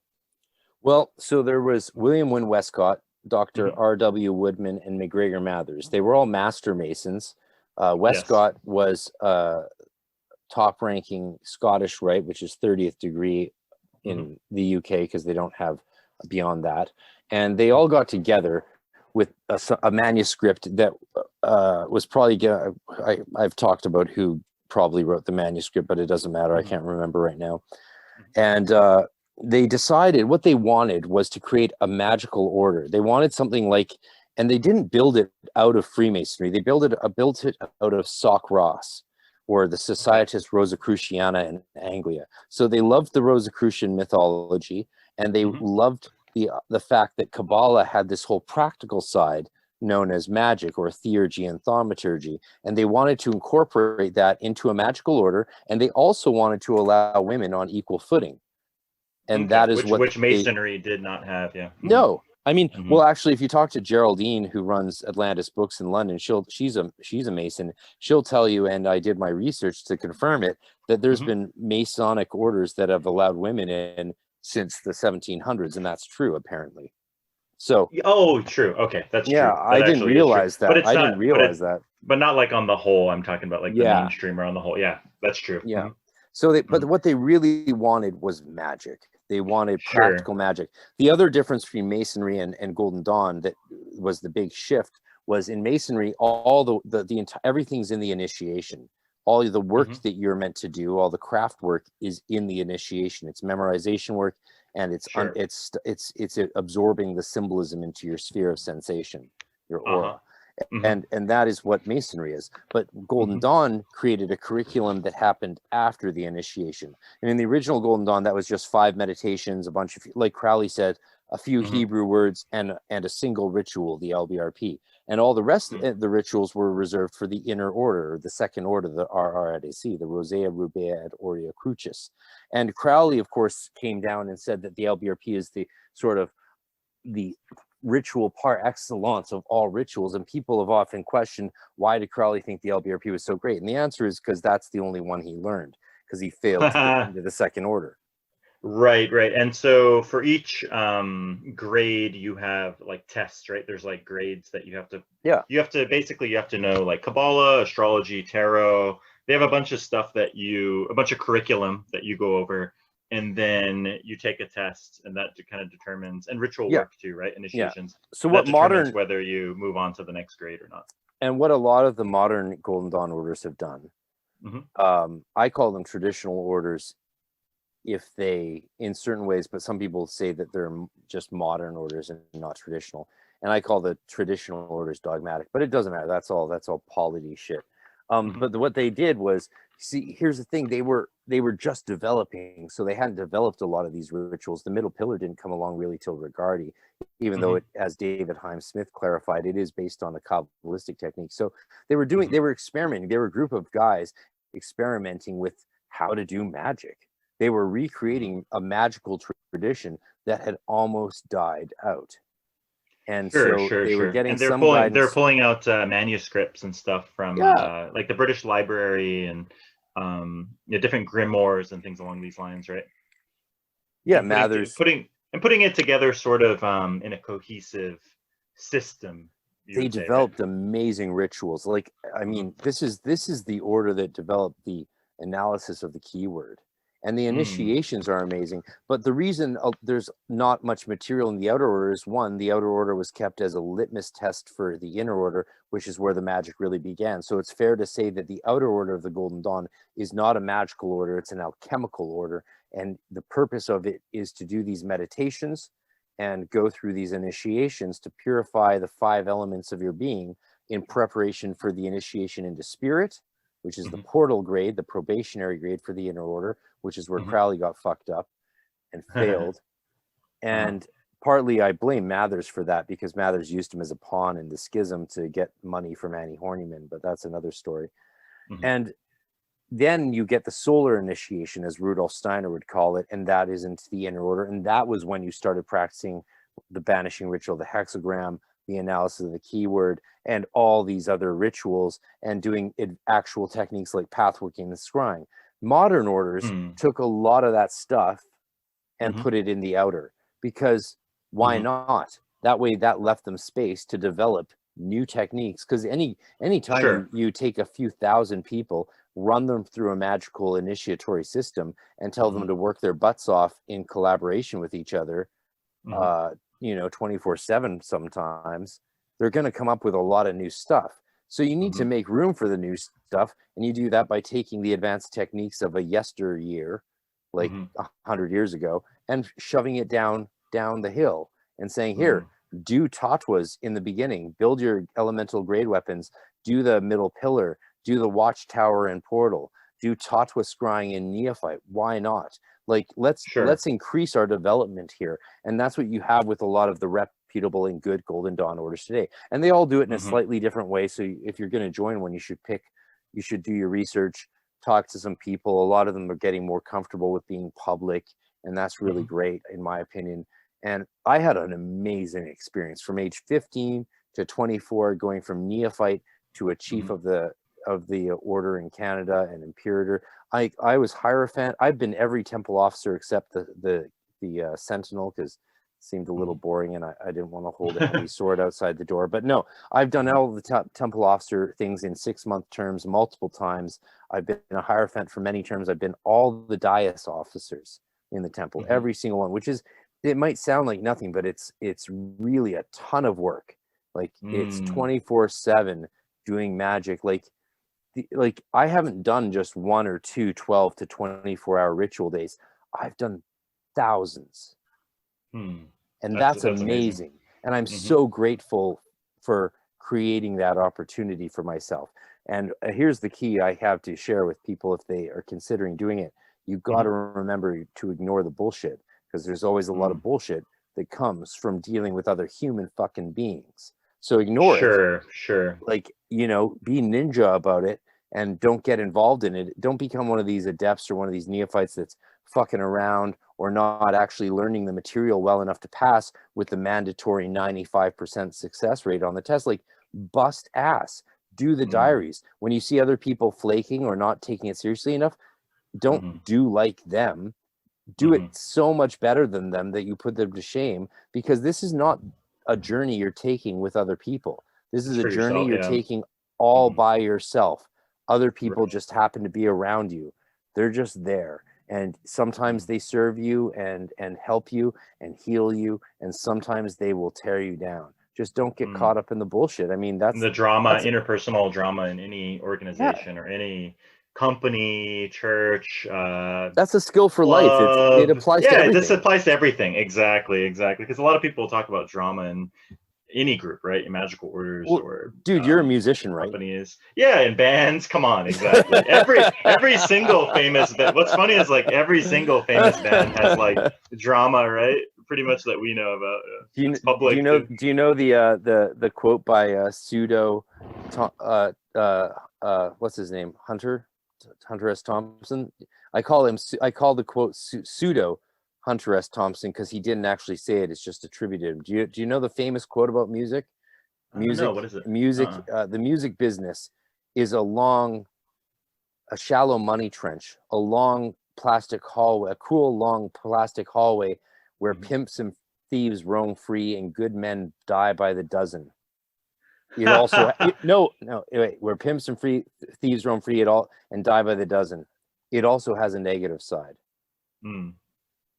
Oh, I thought that was actually, I've heard that quote before. I thought that was actually Hunter S. Thompson, but so he never actually said that. It's going to be in my new book, which is on music journalism, believe it or not. Yeah, I got a book coming out on a Canadian band called the Tea Party. And look, because their first album was called Splendor Soulless. So I actually wrote it in 2014, but we're still waiting for it's going to be an actual like published book by the music people, and the lead singer still has to write the foreword. He's an OTO guy. He's living in Australia now, and was a student of mine for a minute back in 20 years ago. And the Tea Party called their first album Splendor Soulless after the Alchemical manuscript, and that's how I got into them. And then their second book has all the album has all the symbolism from the Keys of Solomon, and all their music is very magical. And they opened their first tour opening for Page and Plant's Unleaded album.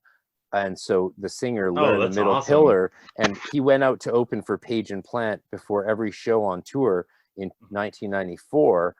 And when he was like 23 years old, he started every opening set after doing a middle pillar with Jimmy Page backstage. Yeah, that's a pretty that's interesting, since Page had he bought Crowley's house, right? The Bullskin, what's the name of it? The one in England, Bullskin or something like that. And and that's actually under threat right now. They're thinking of developing it and tearing it down, or since it's damaged, right? That's a big deal. They're also talking about like fucking up Stonehenge right now and putting a freeway underneath it. So jeez, man. Unbelievable. There's this, like, I don't want to get conspiracy on you, but like there's some weird ass attacks on the spiritual sanctuaries of our planet that we should all be aware of. So YouTube, I know you're listening. Like, seriously, share some posts, do something. Like, seriously, if we don't fight for this stuff, there won't even be a Stonehenge version of Göbekli Tepe for the future centuries. Yeah, it's depressing for sure. Good to just get the awareness out there. That way people, can actually do something about it, since a lot of people don't know that these things are threatened or under attack, so to speak. So yeah, exactly. So so I have a book coming out on the Tea Party song lyrics and meaning in their album Splendor Soulless, compared and contrasted with the manuscript of the Splendor Soulless. And I was in Berlin studying the manuscript and taking notes on the stuff you can't see, and the facsimiles produced by Dr. Stephen Skinner and Dr. Jocelyn Godwin that is published. Awesome. So yeah, it was really cool. I love doing archival work. I spent a long time of my academic career working in the archives in the Belfast Public Archive, helping a blind PhD fellow read 17th and 18th century publican logs, like meeting logs, and studying the shebeens the secret drinking houses that were around in Ireland during somewhat prohibition times. And anyway, I love That sounds archives. interesting. Reading old orthography is a challenge, but worthwhile. It's a treat. Yeah, definitely sounds interesting. I'll definitely have to check out your book once it comes out. I gotta It'll read be your a other. while. I gotta read your. I gotta read the other ones you're sending me too first. So I got a Dude, bit of ways to go, anyways. So. I have 10 published, another 40 ebooks or e-manuscripts as I call them, and then I have 13 unpublished novels. I used to be a ghostwriter, so I wrote a lot of novels and have a lot of cast-offs. I write Nice. nonstop. I'm what you might call a writer. What you might call it, right? Perhaps. Yeah. Well, also perhaps, from 2005 to 2018, I put out, well, 2005 to 2012, I put out over a dozen albums, full-length LPs. Oh, nice. And those are available online now? iTunes, Can people find them on... Spotify. I took a lot of them off because they stopped paying me. Like, okay. Up until 2009, I would get $1,000 a month from iTunes. And since 2009, I haven't gotten a penny from iTunes, Spotify, or any other company out there. In fact, I get a bill every year for $1.50 for distribution. And I'm like, where's my money? Like, I sound like Cardi B. Where's my money, bitch? Where's my money? Like, seriously, like, they don't have to pay independent artists anymore, and therefore they don't. So I've missed out on what my lawyer says is about $120,000 in royalties, and there's nothing I can ever do about it at all. Oh, that's too bad. Yeah, dude, they're fucking musicians up the ass, and they don't care. Yeah, these streaming platforms are getting away with murder, really. Like, you know? I don't understand why they don't have to pay us. It's ridiculous. And I've done everything you can possibly do. The only thing that my last representation said was, a publisher I worked with was like, I can get your stuff off of them. I'm like, then my friends can't listen to it anymore, right? So do you want your music not to be available at all, or be available and you get no money? Like, no one listens to anything on Bandcamp. Right. Like, come on. I mean, they might download something here and there, but they don't listen to anything. Everyone listens to iTunes. I just got a bill from iTunes today for $15. I'm like, shit, I wanted to switch to Spotify. Oh, well, too late. And, but you know, none of that money goes to, I got an email from Spotify the other day saying, you had 14,000 listeners listen to over 10 hours each of your music the other day. And I was like, where's my money, bitch? I want that WAP. I want that WAP money. That's too bad. But new music that you put out, you can, the newer stuff that you're going to put out, you can capitalize on that, right? You get paid for that because you can make a different account and then. No, I won't get paid for it if I put it on iTunes or Spotify. Okay, you have to release it on your own. I have to release it in vinyl and then sell it with a vinyl record player to a bunch of Gen Z who think vinyl's the shit, you know. Actually, I am very lucky that I did. You're a musician, so you understand this. Over the last 15 years, I have actually reserved all of the best songs I've written and didn't release them. So I currently have 12 songs that are the best songs I've ever written. And I've written singles, and I've released singles before that got me opening gigs at the Olympics, opening for Great Big Sea and Alan Doyle, or playing with him, or I've opened for Mothers of Invention and stuff like that. I've done some awesome mid-level shit, you know, the $2,000 to $10,000 sort of gigs, but I've never put out the album. You know what I mean? The album.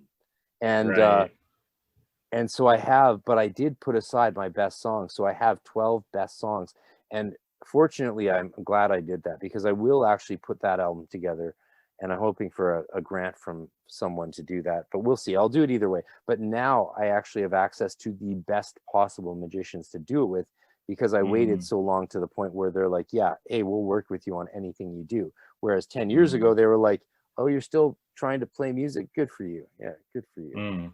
Yeah, now my guitarist, the guitarist I work with now is a friend for 20 years, but only in the last 3 years would he actually work with me, and he's Gunter Schultz from KMFDM. Oh, awesome. Yeah, I look forward to checking out your music for sure. I wouldn't check it out. I wouldn't. No one should listen to my music. Don't listen to my music. I mean, if you have to, you have to. I mean, I did a lot of cool stuff with bagpipes and and Celtic flute and lutes and other stuff. Oh, actually, saw that the link you sent me. That was awesome. I really enjoyed that. And then you singing in Gaelic, and it was awesome. I really enjoyed that music. Well, thank you. I'll actually link it. I'll link it later on. So.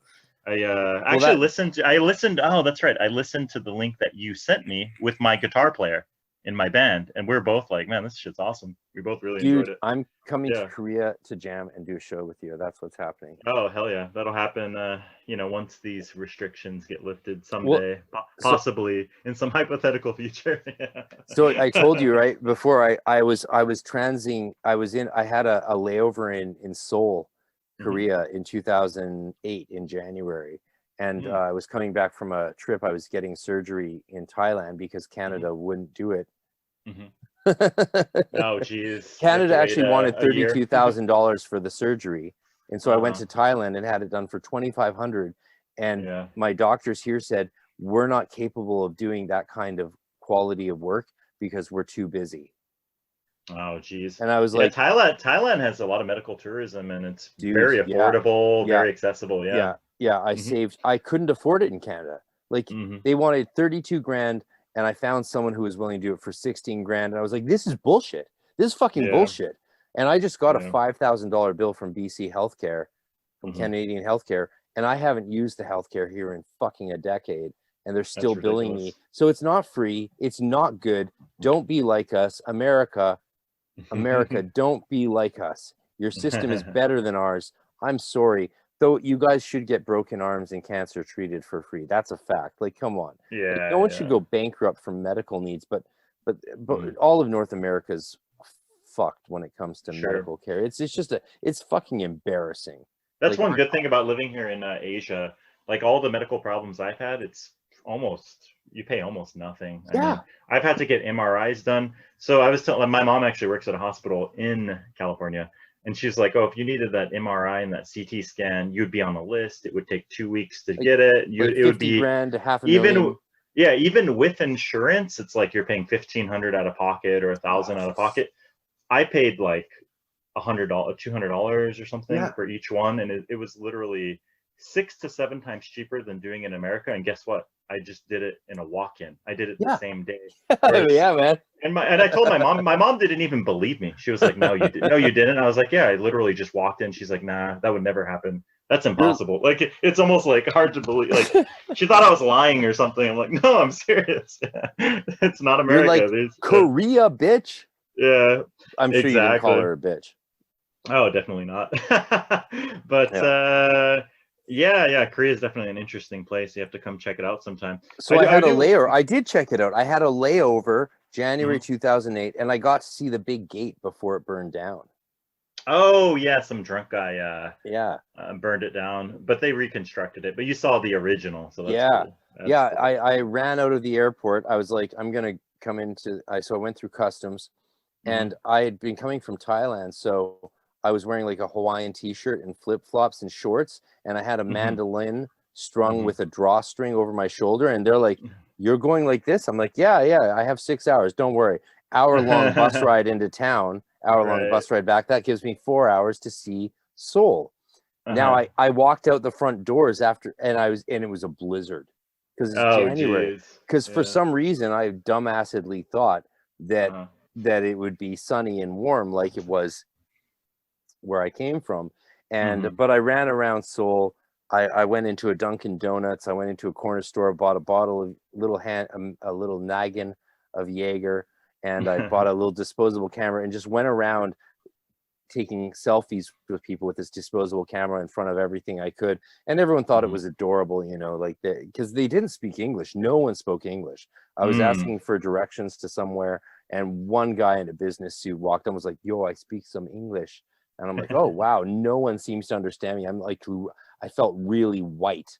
I was like, oh, I've never felt so bright. And these people do not speak the language. And it was very cool. And I was like, I have to come back to this place for sure. So see, that's what's cool is when you go to a country where it's just totally different than your own home. It actually feels like you're really traveling when the language is totally different, the culture is totally different. Because I love Europe. I mean, I've been to Europe many times and I really love it there, but in many ways it doesn't feel that much different, it's compared to the West Coast or something. But then when you come to a totally different culture and language and the architecture, and it just really feels like you're in a whole different world. And that's it's a deeper experience of traveling. Even Thailand's a lot different because you are in Asia. There is a lot more English there just because there's a lot of tourists, but even going to Thailand, it's completely different. But the fact that there are so many tourists there and there's like English on everything, so it is like you're traveling, but you do have a little bit of the comforts of home. But when you go to a country where it's just totally not even, there's less reference points, right? Like it's just like you're thrown into a completely different reality. And so I like going to countries where it's just completely, like the last place I went to was Turkey. Oh, no way. Yeah. And Dude, I was surprised. Like? I was surprised because, I mean, Korea, the English, it depends on the area that you're in. Like if you're in certain areas, the English is pretty good. You're in other areas, like there's no English. And so, Korea is its own thing. But in Turkey, I felt like no one could speak English. Like in Korea, if you talk to people on the street, you're going to run into some people that speak English. Whereas in Turkey, it was very rare to meet anyone except for like maybe some shop attendants who need to know it for business or whatever. But yeah, it was completely unique. It was definitely a cool country. I'd recommend checking out because I honestly like the places where they don't speak English just because it feels less accessible. The places, like if everyone speaks English, I feel like the bar's low because anybody can go there. It's convenient, and when you go to a place where like very little English, completely different culture, Turkey had the Ottoman Empire. So what's very interesting to me is they're all Turkish people, but they look so different because you have, Hungarian looking people and Romanian looking people and Arabic looking people, because those people were all integrated, all those countries and surrounding ethnicities. I fell in love with a Turkish girl once. Yeah, they're beautiful too, definitely. And the food, oh man, the food is incredible. I thought it was going to work out until eventually one day she showed up. She's like, I told my family about you. Goodbye. Here's a letter. Yeah, you're done. Game over, son. Well, yeah, they do have that conservative Muslim culture as well too. But even the liberal girl I was in love with, she was like, look, the problem is you're white, Yeah. So you're not gonna make the cut. And they say that we're white cis males and we're anti whatever. But the problem isn't us. The problem is the families of these other people. Oh, for sure. So it's not. So hey, I want to know a little bit about you because I've been very excited to talk to you. What brought you to Korea? Well, I majored in East Asian studies, and so I studied like Japan, Korea, China, a little bit of Southeast Asia. Always been interested in like Buddhism and Eastern practices, yoga, and things along these lines. And then I did a study abroad here for a year, and I really enjoyed it. Got to travel around other Asian countries. And then I came back and started teaching English, and then I moved on to other work like now I do like translation, I do some teaching, and I do other, like I have a lot of like part-time gigs. I do like working for education companies and doing different recordings, audio recordings and things like this. So yeah, I mean, I just really like it here. It's very safe, very clean. You have the ancient culture, you have a very old culture, but at the same time, it's very modern. It's a very nice juxtaposition between, you can go down one street, like down the street from my house, there's a Buddhist temple that's like 1,000 years old, right? But then literally right next to that, you have Samsung Electronics. Like, so it's like you're looking at modern, completely modern, the biggest electronics company in the world. Then you're looking at completely ancient temple. It's so cool in a way, right? But yeah, and the healthcare is good here. And one thing I love traveling, and good thing about being here prior to COVID was that I can fly to Japan in an hour, I can fly to China in an hour, I can fly to Thailand in a few hours.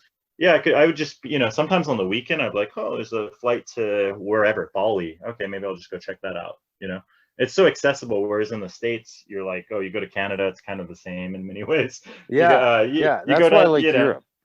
Yeah, that's why Europe's cool, because each country is completely different. I spent a lot of time the other year in Berlin and in Leipzig. And I would I would get on a bus for $15, and 3 hours later, which in European standards, 3 hours is that's like half your life, right? But in North America, if you're from North America, a 3 hour drive is like nothing. That's not even time to read a book. right? Right. That's nothing. Exactly. That's barely time to tune into a bit of Gossip Girl or whatever the fuck you watch. Yeah. And so I would take a 3-hour bus ride to Prague to do Mhm. stuff at John Dee and Edward Kelly's tower. And I know we wanted to talk Oh. about that. Okay, so we're talking about Golden Dawn a little bit ago, but so you became the chief of the Golden Dawn of a Golden Dawn order in Canada, right? At the Yeah, age so of the Hermetic 23 or Order. something? Hmm? How old were you when you became the chief of the Golden Dawn in Canada? Yeah, I know that's fun to talk about, right? It was something 20, real 22, 21, 20, that you know. that's pretty wild. So at that point, at the age of 2021, you had already been through all of the grades. Yes, I completed the grade system into the second order. And so the traditional Golden Dawn ends at 5 = 6. There's no initiations after 5 = 6. The only 6 = 5 and 7 = 4 initiations developed later with the Stella Matutina, Dr. Robert Felkin and his wife. And that's what Yeats and them went with when there was the schism in 1900 with Mathers and Moyna. And they developed higher initiations. But up until that point, the Golden Dawn, once you were 5 = 6, everyone was sort of equal. And grades above that were sort of symbolic and just, you know, what you call it. They, so in that sense, our order was a traditional order. Once you had gotten into the second order, the inner order, pardon me. So the second order is, you said that's not actually the Golden Dawn. It's called not something else. It's not. The inner order is not the Golden Dawn. So like even once you're in the inner order, you're not actually a member of the Golden Dawn anymore. And that's something that has been a subject of major confusion over the years. People are like, oh, well, you're in the Golden Dawn. It's like, no, I graduated, baby. Fuck. So you know, so this is where I'm kind of confused. I'm still confused about it. So is people it sort are of like, it's not published. This is not published information. interesting. So the second order, so you graduate the Golden Dawn, so to speak, right? And then if you're in the inner order, which has a different name, you had mentioned it earlier, right? Rosea rubea et aurea crucis. The rose, the red rose, the ruby rose, and the gold cross is the RR et AC, and that is a separate order. It runs the Golden Dawn, but it is not part of the Golden Dawn. The Golden Dawn is a collegium for magical training. The inner order is a lifelong fraternity of Rosicrucian adepts. Got it. I can't believe I'm saying this in public. Okay, I got it. And that's where you do more extracurricular, like working with perhaps like making your own magical practices, or no. On different... That's where in the traditional order you studied the real material. That's where you learn things like the banishing ritual, the hexagram, the supreme rituals of the pentagram, scrying, path working, everything. That's where everything actually started. And in the original order, that's why people think Crowley got through so fast, is because in those days there wasn't much to it. And it was only with the evolution of those orders since 1900 and the schism in the Alpha et Omega and the Stella Matutina, which are both Golden Dawn, the two offshoots from 1900. They never went away. I don't know why people today think they went away. They never went away. The Stella Matutina continued in New Zealand through Dr. Robert Felkin. Now, Dr. Robert Felkin met up with Rudolf Steiner for a moment. And that's where the connection comes between TD and Steiner traded the etheric links, the magical connection that he had with Mailander and the Rosicrucian tradition, whether he was the reincarnation of Christian Rosenkreutz or not. And so Felkin and Steiner crossed paths and traded those things. We don't know how much they traded, but two famous adepts meeting, you can bet they were probably as open as you and I are being, right? We're just sharing who we are and what we know, and in the love and light of all that is good in the universe. Like that's all human beings can do in this world, right? Like just like you can't take it with you. Exactly. Interesting. So, that's where that connection comes. It's a fascinating crossover that happened there. And they went to New Zealand, created the Frater R.C. temple, or where Ra, as people often mispronounce it, the Frater R.C. And that created Pat Zaleski, Nick Farrell, and a few others through Jack Taylor. and they were very Christianized. The Stella Matutina was the Christian offshoot of the out of the schism, and Alpha and Omega was the slightly more Moina Mathers controlled Egyptian offshoot, and you know, Dion Fortune and all the rest, paganism. Okay. And Yeah. then your Temple of Tahuti, that was a offspring of that lineage? No. Tahuti and the entire Hermetic Order, the Golden Dawn International, that I joined in 1996, had no connection with those orders whatsoever. Most of the Golden Dawn orders today have no connection with the actual lineage. Israel Regardi has liminal connection. He was the secretary of Aleister Crowley. He wrote The Tree of Life, and when he published it, he got condemned by the offshoot order of one and invited to join by the other. So he was initiated into the Thoth Hermes Temple in Bristol, is my understanding. And even though he was initiated, he was never trained in any of their practices. So he didn't actually understand what he was writing about. He just transmitted that knowledge. Now, I'm not the expert on that. And Chick Cicero, Tabby Cicero, who I finally got to meet, like there's a great photo of us at PantheaCon in San Jose just last year of me hanging out. I was having cocktails with Chick Cicero, Tabby Cicero, and Lon Milo Duquette. It's like, baby, That's that cool. was the moment. People kept sticking their heads in the room and saying, like, are those four people actually talking? It's like, yeah, motherfucker, we're all talking. Suck it. That's it. Yeah, you don't have to. That was definitely a lifelong highlight for me.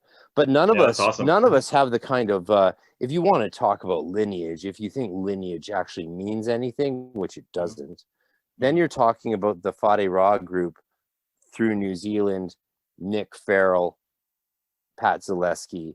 That's what you're talking about. But it did survive. And were there teachers through the American temples that survived and kept passing on their knowledge? You betcha. But a lot of the orders that exist today are Reconstructionist orders, and our order was such a one. The reason the Hermetic Order, the Golden Dawn International, became so big was because they lowered the bar for admission, and they just started doing astral initiations, which were highly despised by the broader occult community as being invalid. But here's the thing. To deny astral initiation seems to me, and don't I mean, I don't know shit. Like, don't take my word for it. But like, I have diary entries from my first two initiations, which were astral. But there was never any option to not go through them physically. You had to go through the physical initiations. That was absolutely mandatory. I've never heard of anyone say you can be astrally initiated and that's all that matters. I mean, that almost sounds like some Alois Mylander, Rudolf Steiner shit. You know what I'm saying? Yeah. So you want to talk about like wishy-washy New Age shit? Let's talk Rudolf Steiner, Alois Mylander, or let's talk about the fact that all the guys who started the Golden Dawn and claimed these Adeptus Exemptus titles, none of them ever went through the initiations they created. Moina Mathers was the first one to go through the initiations. And they were done by people who had their authority claimed through the Cipher manuscripts or something. Was that through their Societas Rosicruciana in Anglia and their Freemasonic ordinations. Those were the spiritual authorities that gave them that power to create this new system. And you see that with Golden Dawn orders today. There's very, very, very good Golden Dawn orders today that are run by chief adepts who have never gone through their own initiations. That's interesting. Right? But it is. That's interesting. It is. But were they also top level Freemasons who have gone through both rites and through all the OTO grades? Yes, they are. So it really does make there's an they have a background, If we do a follow-up on your podcast to this, like a year from now or whatever, what would be an interesting subject to talk with you about if we both did a bit of research is what is initiation? What is it really? Sure. That's a whole podcast in itself. Self-initiation. And honestly, I'm not qualified.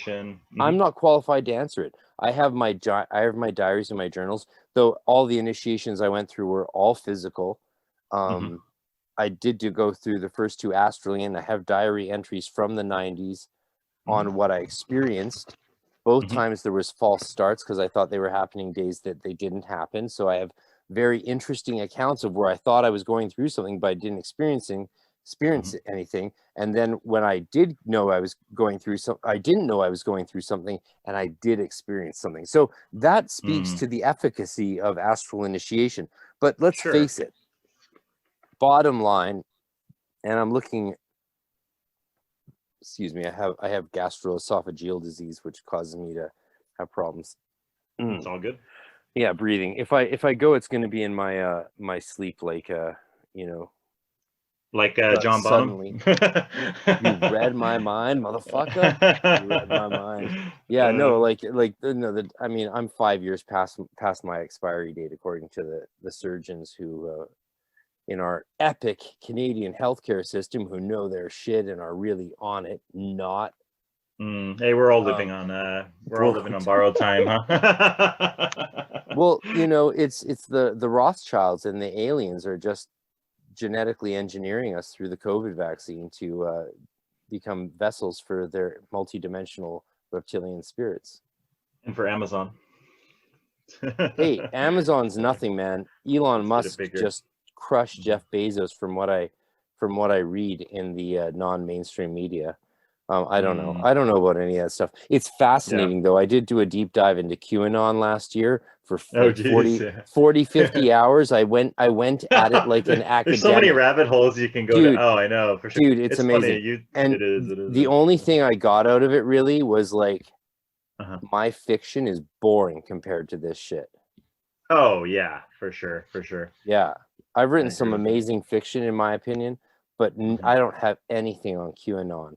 At the same time, Pizzagate. Oh yeah, probably is real. It's probably real. Yeah, you never know. I always keep a skeptical. I always keep a skeptical mindset about everything. That way, you know, because you have people who are conspiracy theorists who think that that's the gospel. Everything in conspiracy is true, and then you have the total opposite end where you have people who believe in the whatever CNN says or mainstream narratives. I always feel like the answer is somewhere in between, right? Like elements of each have I've been listening a lot more to Michael Malice, and I think he's got a good head on his shoulders, honestly.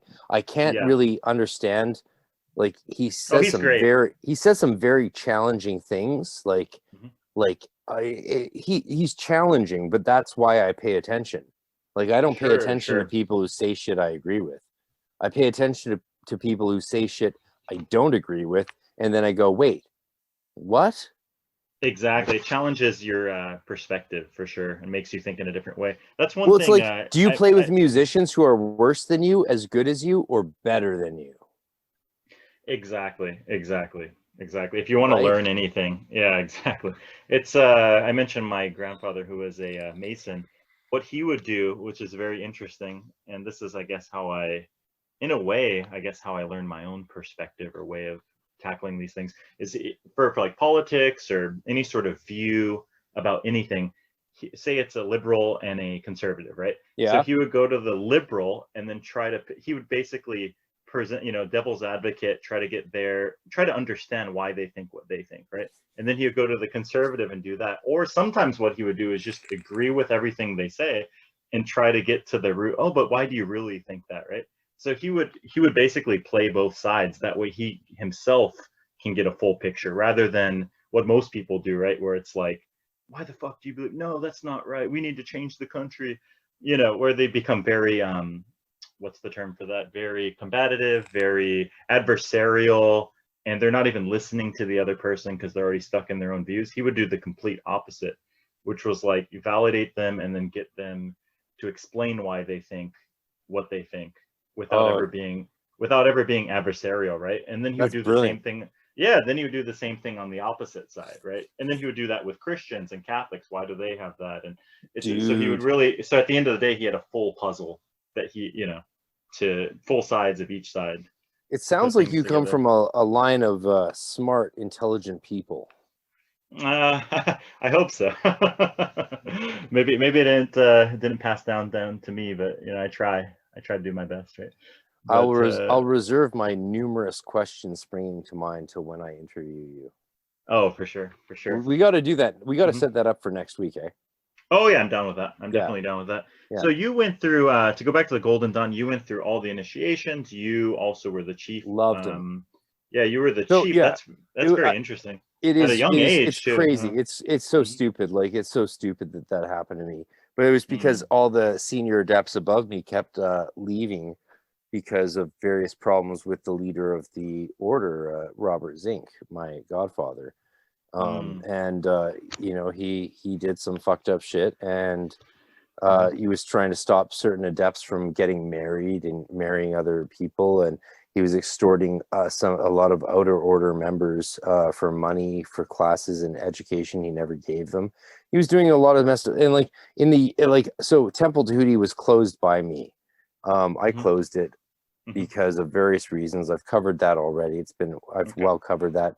Mhm, You can check out the Esoteric Nerd podcast, episode 95, with Variant Frater BT, who's Edward Reeb. I've interviewed him. He interviewed me when he drew me out of the closet, and he's said everything that needs to be said about all of that, because he stayed with them after 2004 up until just 5 years ago or 8 years ago or so.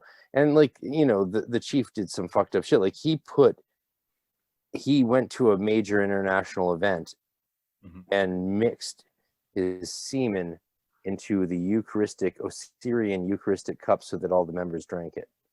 Oh geez, yeah. Some real That weird, happened, right? Some weird crap, huh? you know, Geez, yeah. and so Well, he I've mhm. forgiven him, but I won't forget. Sure, sure, sure. Yeah, that makes But sense. the people Mhm, who stuck with him and stayed with that order, mhm, uh you know, they demonized me and a lot of my friends when Temple Tahuti, and there was a schism between Canada and the and America, because it was the mhm, Bush administration, and they were doing a lot of like political magic, even black magic, that was not cool. But mm, the real problem was there was people at our temple that were just trying to grasp for power, and I was too young to handle that. I was too young to mm, be wise enough to handle that, because I had gotten military promotions essentially to being the person running the show. And mhm. there was a lot of adults, let's say I was 20 something, and they were in their 40s or 50s, who were like, we don't want to have to do daily rituals anymore. We don't want to have to study the material. We're honored philosophi. We're honored members. We shouldn't have to. So there's this trend in magicians Mhm. of, once I get to a certain stage, I don't have to do the work anymore. And it's like, what are you talking about? This is all Right. preliminary. Like, what are you talking about? Like, this is Like you, nothing. like you're cut Yeah, from a different cloth, and you you're you above, you've you're so you above the, you're above the system and whatnot. Yeah. the idea that Yeah. because you've been through the rigmarole of magical training, and because you've had this amazing education that has Mhm. forced you to really develop, the idea that that is the end point is absurd. It's No. absurd. Like, Yeah, it's go watch ridiculous. Midnight Gospel, go watch Duncan Trussell's Midnight Gospel. Oh, that's my favorite show on Fuck Netflix. yeah, I it's the love that. best show that's I been love on Duncan the last Trussell too. two. His Dude, he's the podcast is bomb. great too. He's the Yeah, his one who went podcast is on Joe amazing. Rogan and told Joe Mhm. Rogan about the Hermetic Order of the Golden Dawn. He's like, Oh yeah. Hermetic Order of the Golden Dawn, it was a magician. They were doing, and Joe Rogan, Mhm. I loved that. When I was watching it live, and I was like, what the fuck just happened? Did, Yeah. did the biggest media platform in the world, JRE podcast, Oh yeah. Oh yeah. just have the name of the Golden Dawn mentioned on it? It's like, yes, it did. And Rogan Mhm. just tuned out. He tuned out because, of course, this is not his cup of tea. It's not his Well, yeah, cup of sure, tea. Like, and it sure. shouldn't be his cup of tea. We don't want it But to he, be his cup of tea. yeah, sure. But he does discuss like DMT and spiritual Yeah, experiences too and at the same DMT is time. great, So mhm. but it Yeah, should for be sure. discussed by regular people in a regular framework, and it should be Mm, discussed by magicians in a magical framework. Like, sure. the idea of Joe Rogan performing the LBRP is just Right, right. It's pretty comical to think about. Yeah, yeah. like, come on, dude. Yeah. It's not. This stuff is not for everybody. Oh, for sure, for sure. I think that's an important thing to understand. I mean, that's with any sort of spiritual practice, or there's different paths, there's different avenues for everyone, right? Like, I think that's one thing that, since you left, that would be an interesting transition. Since you left the Golden Dawn, or you closed the temple and whatnot, now you Yeah, mentioned that you're able to you scried the Aether of Text with Lama Ludeked, and you're meeting with all these other people at different esoteric conventions, and you're not really bound by oath anymore. So you're able to sort of expand your practice or expand your network and whatnot, right? How have things changed? Or practices? How have things changed since then? Since, you know, what kind of different maybe spiritual practices do you do, or how have things changed since then? Well, 2005, Temple Tahuti was closed in Vancouver, and that was probably, and I don't say this, I don't think I've said this before, but it probably was the largest functioning Golden Dawn temple in history. Like 200 members functioning 24/7 in 2 temples in one building in 3,000 square feet in the worst part of town next to a strip club.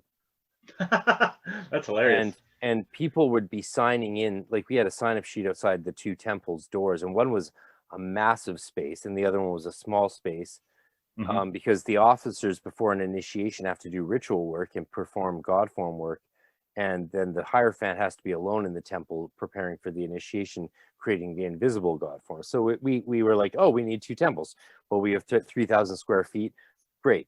And, you know, there was enough space for like 4 or 5 people to live there as monastic magicians. And unlike what some people think, it wasn't a sweet deal where we got to live for free and do magic all the time. No, it was an opportunity to be milked to the bone, spend every penny you had on the temple, and pay for the candles and incense for all these ungrateful fucking members who didn't want to pay their dues, because we didn't really throw people out for not paying their dues. What I used to expel people for was grabbing a sister or soror's ass in the temple. Like, you think you can grab someone, you think you can sexually assault someone and not be expelled? Guess again. So I'm this 20-year-old expelling 40, 50-year-olds who have been there for wild. 5 years. That was wild. And they would write all these hate mail emails. How long was it since you, or from the point that you joined the order till you became the chief? Were you only in for 3 years or so? Was that? It was pretty short. Oh, 7 years. Okay, so you had been there because you joined so young. You had already been 7 years, but you were only at the age of 20 something, 22, 23. It closed down when I was 23, 24. And that was a lot of shit. But the reason the Hermetic Order of the Golden Dawn International, or as it was called in the States due to lawsuits, HOMSI, Hermetic Order of the Morning Star. It wasn't called that in Canada. And when I joined, it was Golden Dawn International, and it was that always for us. For a while, we had to change the legal name to Hermetic Order of the Golden Dawn Society, but then my protege forged my signature on government and bank documents to take that over under his name, and drained the bank account, which was actually, people think it was sustained by order members' dues, but it was sustained by my student loans. So he robbed me. He robbed me blind. He robbed all the temple stuff. He went on to become an Adlerian therapist and is the executive director for the BC Society for Male Survivors of Sexual Abuse. And recently, if you Google him, Daniel Klein, unethical sex therapist, he's got all these complaints against him by women for like sexually abusing them under sex therapy. And I probably shouldn't have said this to you right now, but like my mom said, because I've been doxxed, I've had home invasions, I've been robbed, I've been attacked in every way you can possibly be attacked. To quote my mom, when it comes to what I'm doing these days, she said, they can't kill us all. And some of these people are fucking willing to kill for the sake of magical power and privilege and to keep themselves out of jail. And they have money and power, and it's true. So it is a real risk, and I probably shouldn't have said all that, but whatever. I'm telling the truth. So like, honestly, I'm not afraid to say these things, but here's the thing that really people need to know if they're listening to this and wondering about, oh God, it sounds so dramatic, it's all magic. It's like, no, that's not magical stuff. That's human being shit. And if you haven't encountered, you're talking about groups and politics and social dynamics. It's not the actual practices of LBRP it's not. or meditation. Things it's not. It's not. And anytime you encounter people doing that kind of bullshit, what you really need to realize is these are people who are not serious about the work. Sure, exactly. Well, it's like a good analogy or a good comparison perhaps would be like the teachings of Jesus Christ, right?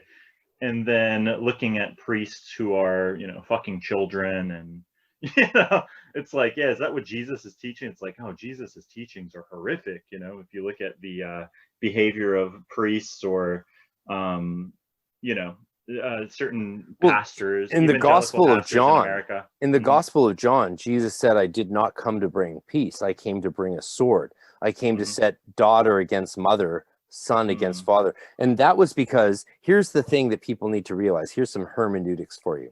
So the Gospel of John was the last gospel written, and it was written around 100 Common Era AD.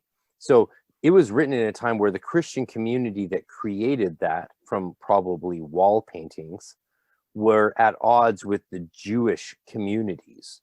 Now, the earlier Gospels, the Synoptic Gospels of Matthew, Mark, and Luke, were written earlier, again, from wall paintings, because none of the apostles wrote Gospels, unlike what I thought when I first went to seminary. I remember telling my New Testament professor after class one day in my first year of my Master's of Divinity, but I said to him, "But Dr. Meyer, the Gospels were written by the apostles, the 4 apostles who wrote the Gospels." He said, "That's nice. You think that if you want to."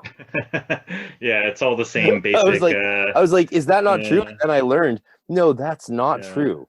What was written in Jesus' time were the epistles of Paul, and not all the epistles, only the uncontested epistles, or so-called genuine epistles. Half of the epistles we know Paul wrote. We know this linguistically, we know this culturally, hermeneutically. The other half were written as pseudo-Paul, just like, we have pseudo-Dionysus. And because it was a tradition in the ancient Near Eastern world to ascribe writings to this person. Like, say you and me have a jam session, and we read a lot of Eliphas Levi, or say we have a real jam session and we listen to a bunch of Taylor Swift. Or a Perfect Circle, more likely. Say you and me listen to a bunch of Perfect Circle, and then we write something that's in 3/6 or 4/6, 3/6, 4/6, 4/6, or so. We write something that's in 3. Everything's in 1, really, if you know music, right? It's all in 1, as every drummer I've ever had told me. We listen to a bunch of Perfect Circle, then we write something that's in 3 in a E flat minor. After listening to Perfect Circle, that's gonna sound a lot like a Perfect Circle. And that was what in the olden days they would call pseudo a perfect circle. So it's like, and they attribute it to the same. They attribute, and it was well known. So when these pseudo Paul letters came out, like Colossians, or these, because early Saint Paul didn't say man is the head of the household. It said, take your servant, make him the head of the table. Take your slave, make him king of your manor, right? What is last shall be first, and what is first shall be last. That's the original apocalyptic Paul. But then you have Colossians come along in these later epistles, and it's all of a sudden like, oh shit, the world didn't end. What can we do to maintain order and structure, quality? And they're like, okay, we need some structure. So Christ is the head of the church, just as the man is the head of the household. That's in Colossians. And that's what you get. And so the Gospels were written even after that, when you have these Christian communities that were writing down words based on wall paintings in the catacombs. Oh, wow. And like, the old symbol of the Chi Rho, the big P with the X underneath it? Yes. If you change that slightly, you get the RX, which you see on every drug capsule and every pharmaceutical medication. Interesting. The RX is the Chi Rho. It literally came from that, which is interesting when you think of the prescription against pharmacy in the Hebrew Bible. Wow, very interesting. So they've distorted this Christian symbol into the drug symbol of the pharmaceutical companies. Little fun fact for you. Right. And what is it? The American Medical Association, is it? They have the caduceus and stuff. Like, there's a lot of. But it's the wrong. They actually admit that they have the wrong caduceus. They have the staff of Moses, the Nehushtan. That's what it is. The Hebrew word for dragon or serpent is tan, and they have the Nehushtan. So that they have the single staff with the serpent around. they don't actually have the caduceus of Hermes like you see in the Golden Dawn rituals. And they admit that they made a mistake there. That's interesting. We always got to Speaking admit of, our mistakes, eh? Oh yeah, for sure, for sure. And we're always constantly learning and adjusting, and that's one thing I like about spiritual practice, is that the way I view it, at least, it's like you're constantly unpeeling new layers, and sometimes you can do things wrong and they'll actually work out, and then later on you can refine things even more, right? Like, I think, you know, trying to be a perfectionist is not necessarily the right approach, because things sort of unfold over time, right? That's one thing, is like, people in a previous podcast, I think you listened to it, like, I know a lot of people that are trying to get into different practices, and then especially when it comes to things like more complex practices like Enochian magic, they'll think that they have to get everything right and then read every single book and have every single thing, and they never actually do it. Like, you really have to do things and learn from it, and then adjust over time with anything in life. This could be spiritual practice, this could be business, right? Like, Yeah. imagine you started your podcast, you're like, I'm not going to start my podcast until I have a perfect microphone and the best computer, and I listened to every single podcast and read every theory about podcasts. You know, that stuff will help, but you're really going to learn by actually doing the podcast, and then, you know, getting the experience, and then seeing what needs to be adjusted, and basically learning as you go along, and continuously reflecting and refining and whatnot, right? So Johann Wolfgang von Goethe, who wrote Faust, has a great quote about that. He's like, only start and the fire will build, only do and the fire will go brighter, only continue and then the fire will consume you. Like, you know, this idea, you just got to do it. Or like, that's what that was best encapsulated by Shia LaBeouf, right? Just do it. Do it. Do it. Nike. Do it. Yeah. Right. Do it. And you're on Anchor right now, and I started with Anchor. Then my thing blew up too big to be on Anchor, and so I moved to Red Circle. And you know, that's what you got to do. You got to start with the beginning. Start with the LBRP. Start with the middle pillar.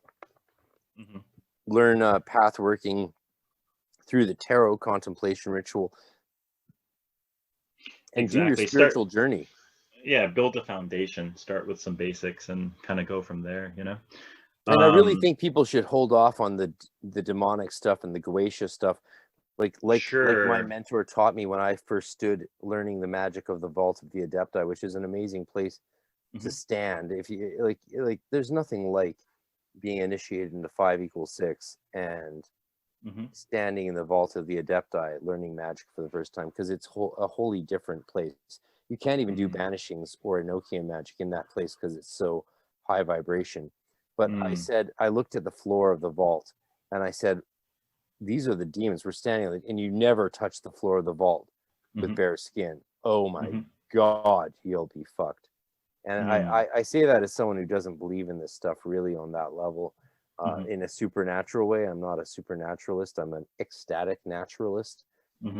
But you don't want to touch those demonic realms with your skin in the vault, symbolically even.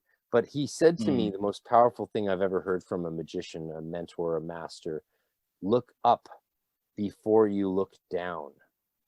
That's pretty good advice. I like that advice. You work with the 72 demons, work with the 72 angels of the Shemfresh.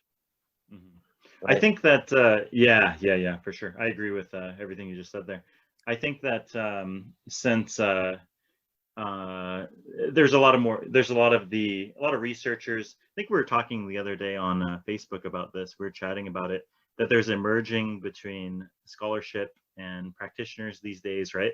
A lot of older source materials are coming out like older versions of the Heptameron, and a lot of researchers doing so much work in Goetia and things along these lines, right? That I feel like it's sort of in trend, or and no one even has access. We have all this amazing stuff. I just splurged, and thanks to all my listeners for supporting my work and allowing me to actually begin the idea of rebuilding my library. Thank you all, and please support my work.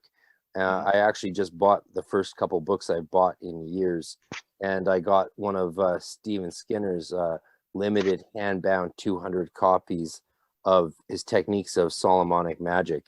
for a couple $100, and he's having a fire sale on it for the last copy. So I don't remember what my point was on that, because it's late and I've been working. I get up at 6 a.m. for the planetary hour, and I'm tired, but my point was, what was my point? Oh, talking about Goetia, working with Goetia, looking up before you look down. Yeah. So there's all these divine spirits that you can work with, and they're much more worthwhile and safe to work with before you start to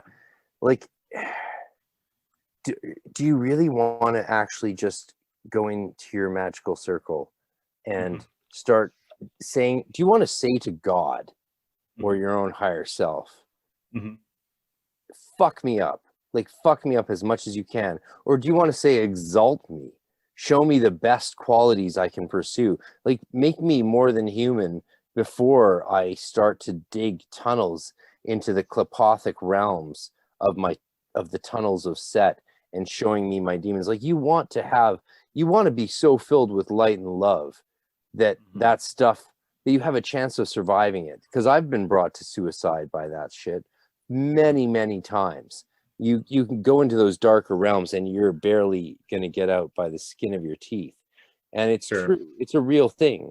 And, I'm glad I spent 20 years looking up before I looked down. I looked down a little bit early on, and it got me possessed and in trouble. And I'm very grateful to the Adepti who helped save me from an early death at 17 years old. But that was a magical mistake. It was a magical mistake, and it happens. It wasn't the same kind of problems I faced as a 11-year-old child of divorce, being physically abused and beaten. But it was different. They're different kinds of abuse. And even in 2014, I faced a whole other kind of challenge with my sister when we tried to speak about what we had been through, and got reviled by the family and abused, and a whole other set of problems arose, and those problems still haven't gone away, and there's still familial abuse happening with my other little sister, and crazy, life is fucked up, right? All of us know for that. sure. Life is fucked up. And so this is my message to people considering magic as a future for themselves. If you go into the dark stuff, you're gonna create the same microcosmic reflection that exists in the macrocosm with those dark forces. You're gonna bring up stuff that you can't necessarily deal with. And there's nothing wrong with dealing with it. There's plenty of time in your life. Sure, life is short and you can't take it with you, but at the same time, life is long. And there's plenty of time to get down to that dark infernal shit, or as we would say in the Golden Dawn, unclean spirits, because they're not really demons. They're just spirits. Go do a bunch of DMT or mushrooms or psychedelics, and you'll discover. We haven't even touched on the main reason we did this podcast, which is John D and psychedelics. I love that. I love that we're 3 hours in and we still haven't actually touched on the thing well, there's nothing better than talking to another fucking person and not getting to the reason you were talking to them for 2.5 hours. There's nothing better than that. I'm loving this conversation, brother. I'm loving it. Sure. For sure. I think that's great advice. So what was the quote? It was look up before you look down. Yeah, and that's what Ramses told me. Ramses is the head of one of the multiple orders that formed out of the Golden Dawn International, which again was the largest order ever in existence, because they lowered the bar for admission and just admitted everybody at a very nominal, it was a couple $100 to join, and then you only paid $100 every 6 months. So, and you got tons of help. That's what you want. You want people who are there to answer your questions at a beck and call. You want 7-day international events where every single initiation is performed every 6 months or every year, and you can go through all of them as you're ready for only $100-200 a year. That's what we had, and that's why thousands of people joined, and that's why it was the biggest order ever. But it did implode years after I was gone, and Temple Tahuti in Canada schismed off, and but it had that strength of numbers, and there's a power in numbers, which is just Oh, for sure. you know, if you sit down to write a song once a month, you're not going to write a lot of good songs. But if you sit down to write a song every day, Oh yeah, right, exactly. You build right, momentum. You start dude, building momentum up. Yeah. you're going to be a hit factory within 10 years. Yeah, It's a people fact. underestimate momentum for sure. And that's why I think, we're talking a lot about the lower practices and whatnot, but building momentum in the higher arts, right? In theurgy and, establishing, for me, it was all about initially starting a meditation practice, just being able to still your mind and being able to, so I think like Crowley's book 4, Liber Alba, right? Where he talks about, just asana, the basics, asana, pranayama, dharana, dhyana, these sort of things, right? That way you can just sort of keep yourself still and centered and achieve a one pointedness, right? That alone has so much value. That alone, right? I mean, if you don't have the basics, if you don't have the foundation of a house, trying to go off on all these crazy tangents is going to be, can be very destructive, as you were saying Unless earlier. Adonai build your house shall crumble and it shall fall, as we say in the Zelator 1 = 10 initiation. Yeah, you need Malkut. Or as Yes. Umberto Eco says at the end of Foucault's Pendulum, Malkut is always Malkut. It is so beautiful. That's the last lines of Foucault's Pendulum. Malkut is always Malchut, and it is so beautiful. That's awesome. For me, we started talking about psychedelics in our Facebook chat. For me, it was kind of interesting because I got in the opposite way. Like I got really into these sort of practices via psychedelic experiences that I had, opening my eyes to different layers of realities and having certain unique experiences to myself, right? And that sort of opened the door to interest in these areas, right? Whereas for you, you had a totally the opposite. Actually, you came in, you had a solid foundation, a solid practice, went through all these orders of the Golden Dawn. Yeah, and then I intentionally put off psychedelics, entheogens, marijuana, and alcohol till a year after I had left. Well, I didn't leave. That's a misnomer, but for practical parlance, left the Golden Dawn. I never did because, well, first of all, I graduated the Golden Dawn in '99, went into the Inner Order. That's a whole other can of worms. But like a year later, I took my first toke of weed with my gay Irish teacher friend at an apartment above some nightclub, and and that was when I started learning to drink. And then I was in Ireland a year after that on the banks of the Evan in Galway and did mushrooms with these 2 American mystics. And I had my eyes open to a whole other world. And because I had the magical training I had, I knew what I was experiencing was not furchtbar. It was not just psychological shit, right? It wasn't just chemistry in my brain. I knew that because of my psychic and magical training. So you doing these drugs later on and having these experiences, did that, like for me, that was the gateway in, and for you, that was sort of the extracurricular, I guess you would call it, right? After you had the that was the gateway back into it on another level. So when I left the Golden Dawn, and I didn't leave. I graduated, and then blah blah blah blah blah. But for me, psychedelics was a re-entry into a next level of practice and training, and that's when I got into chaos magic. That's when I got into a new level of sort of psychedelic druidry, because I learned that mushrooms in Ireland are not mushrooms. They are the gateway into the She. They're the gateway into the fairy realms, into Tír na nÓg, right? So the mushrooms in Irish Gaelic, mushrooms are called in their language Kapani Puka. And do you know what a puka is? No, what's that? A puka is a shape-shifting fairy. Have you heard of them? No. And they shape-shift. They have the bunny ears, or they can change shapes into a horse or whatever animal they want. And the puka, or the puka hat, Kapani Puka means puka hat, is what they call the psychedelic mushrooms. And they grow in the northern hills of Donegal. And I've covered some academic essays that say mushrooms and psilocybin didn't exist in the British Isles up until the 60s, which is really fucked up shit to hear from academics, because it's just lies. I mean, if you don't think academics and PhDs lie sometimes, it's not just that they're always lying, It's that they don't know because they're bound by the stringent regulations of the academic system. So it's like sometimes they even know stuff isn't true and they still lie about it. It's fucking crazy. Like, Yeah, let's get real. Yeah. I'm getting real with you, bro, because you're in Korea and it's a world away, and I'm pretending like everyone on YouTube and Instagram or all this shit's not going to hear what I'm saying. I always I every day I have to wake up and make very clear to myself the fact that 3,000 hours of my voice aren't being listened over the internet. I have to be very clear about that because it's fucking weird. But academia, there's definitely a vested interest in them keeping things the way it is, right? Like as far as like psychedelics and stuff. That's why we call them entheogens, not psychedelics. Right, exactly. And I don't know, we live in a pretty special time though, where there's a lot of research showing the historical use of these things, and now that there's a lot of research going on now, a lot more accepted research coming back again, and then even states like you have Oregon and I think Colorado that have legalized like mushrooms and other entheogens, right? So it's definitely making a resurgence. Are you up for me reading you something? Yeah, sure.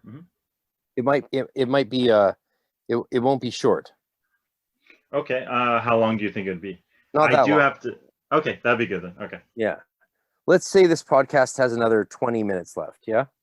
Yeah, I would say so. So I'm going to use some of that reading you something.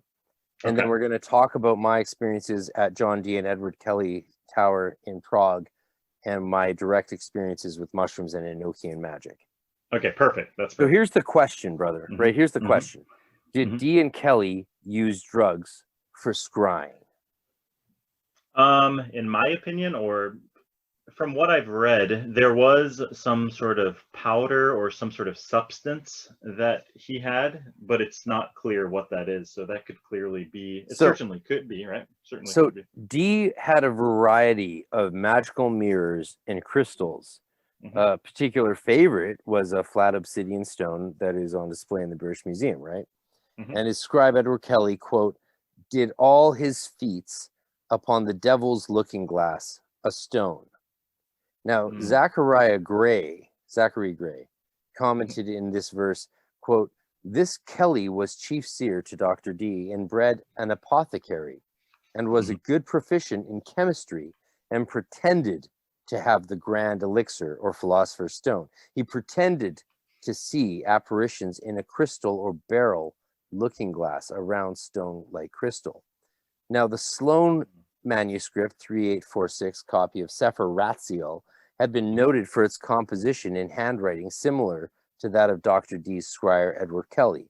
In Dee's own account, his invocations, or actions as he referred to them, there are a number of references to smoke, indicating the possibility of some sort of fumigation, as well as references to the use of potions and ointments. Quote, these actions are the records of visions and angels and other spirits, and the message delivered to them as seen and heard by the scryers, often Edward Kelly, with the aid of a crystal ball, and then immediately related to Dee, who, though present, saw and heard nothing. In Dee's record of these actions, we read how smoke filled the place, and an invoked entity states, I smell the smoke, proceed, seer, in your purpose, and these could indicate suffumigation. Other references indicate some sort of elixir in use that clearly put a person into a drowsy state. Quote, taste of this potion, yea, the savior only of the vessel worketh most extremely against maimed drowsiness of ignorance. If the hand be heavy, how weight and ponderous shall the whole world be? What will ye? That's Dee and Peterson. In one account, John Dee's Actions of Spirits, there is a lament about the lack of drugs for an operation and the use of ointments in their place. Quote, I have forgotten all my drugs behind me, but since I know that some of you are well stored with sufficient ointments, I do intend to visit you only with their help. You see, all my boxes are empty. Edward Kelly. He showeth a great bundle of empty poetry, apothecary boxes. This brings a response from the figure invoked, from the spirit. The spirit says, the angel that Edward Kelly and Dee were working with says, how cometh it that you pretend to come for a favorable divine power and all your box is empty? The exchange over the lack of drugs also indicates that drugs were not an unusual part of these scrying sessions, as Kelly says he forgot them, as if he usually had them. As Kelly had a reputation as a bit of a con man and swindler, one wonders whether the concern about a lack of drugs was the spirit's or Kelly's. In this regard, it should also be noted that the angels scried by Kelly also commanded that he and Dee share not only possessions in common, but also their wives, and these orders were apparently followed for at least one tryst. Right, So the wife swapping incident. Yeah. Now that is from yeah. that is from my dear friend Chris Bennett's book Liber 420, Cannabis, Magical Herbs, and the Accounts and the Occult. But it is such a clear indication that Dee and Kelly were using entheogens. So so Stenwick, who's an Enochian teacher I've had through my course, I did a refresher, the master class with Jason Newcomb's master class. His master class is on Goetia with Ashen Chassan and Stenwick and Aaron Leach are excellent. They're excellent for masters like me, and they're excellent for survey courses for newbies, because honestly, I believe both those master classes have everything you need to know about a survey of the occult milieu for the beginner and the master. So everyone should take those courses, and you should take those through the links on my YouTube and website. But that's neither here nor there. The main point is clearly they were using entheogens, and I believe from my experiments with psilocybin, especially in the last year, and DMT or spice, I believe very firmly that the Enochian language that they heard was the sound. If you've done a heroic dose, have you? Yes. Have you heard it? Have you heard the sounds? The language? Sure. And it does sound, now that you say it like this, no, it does sound very much like Enochian. Right. Language. It's like a little more bouncy. It's like, Sure. And then we'll bounce, give a bounce, and you can zoom. Like, it's very much like that. And I never heard it till I heard Lon Milo Duquette pronounce Enochian, because I learned the Golden Dawn method, which is a mixture of the thelemic method that Lon uses, and but what scholarship has revealed that the original Golden Dawn used both methods, the strong syllable and the full pronunciation method. So they use both. Like they would say Zod, like the letter Zod, like Oel Sonu Veor Saji Goho Yada Balta Alexar Pehe Komananu Tabito M Zoda Kara Eka Zoda Meranu Zoda Kitle Qua Pia Pe Zoda Moel Veoanu. But you can also say, right, Els Olsont Thou Saji Go Yad Balta Elexarpe Komanun Tabitumem Zodakara Eka Zodaka or Zodama, right? Like they both make sense. And the interaction of both of them, I think, is powerful.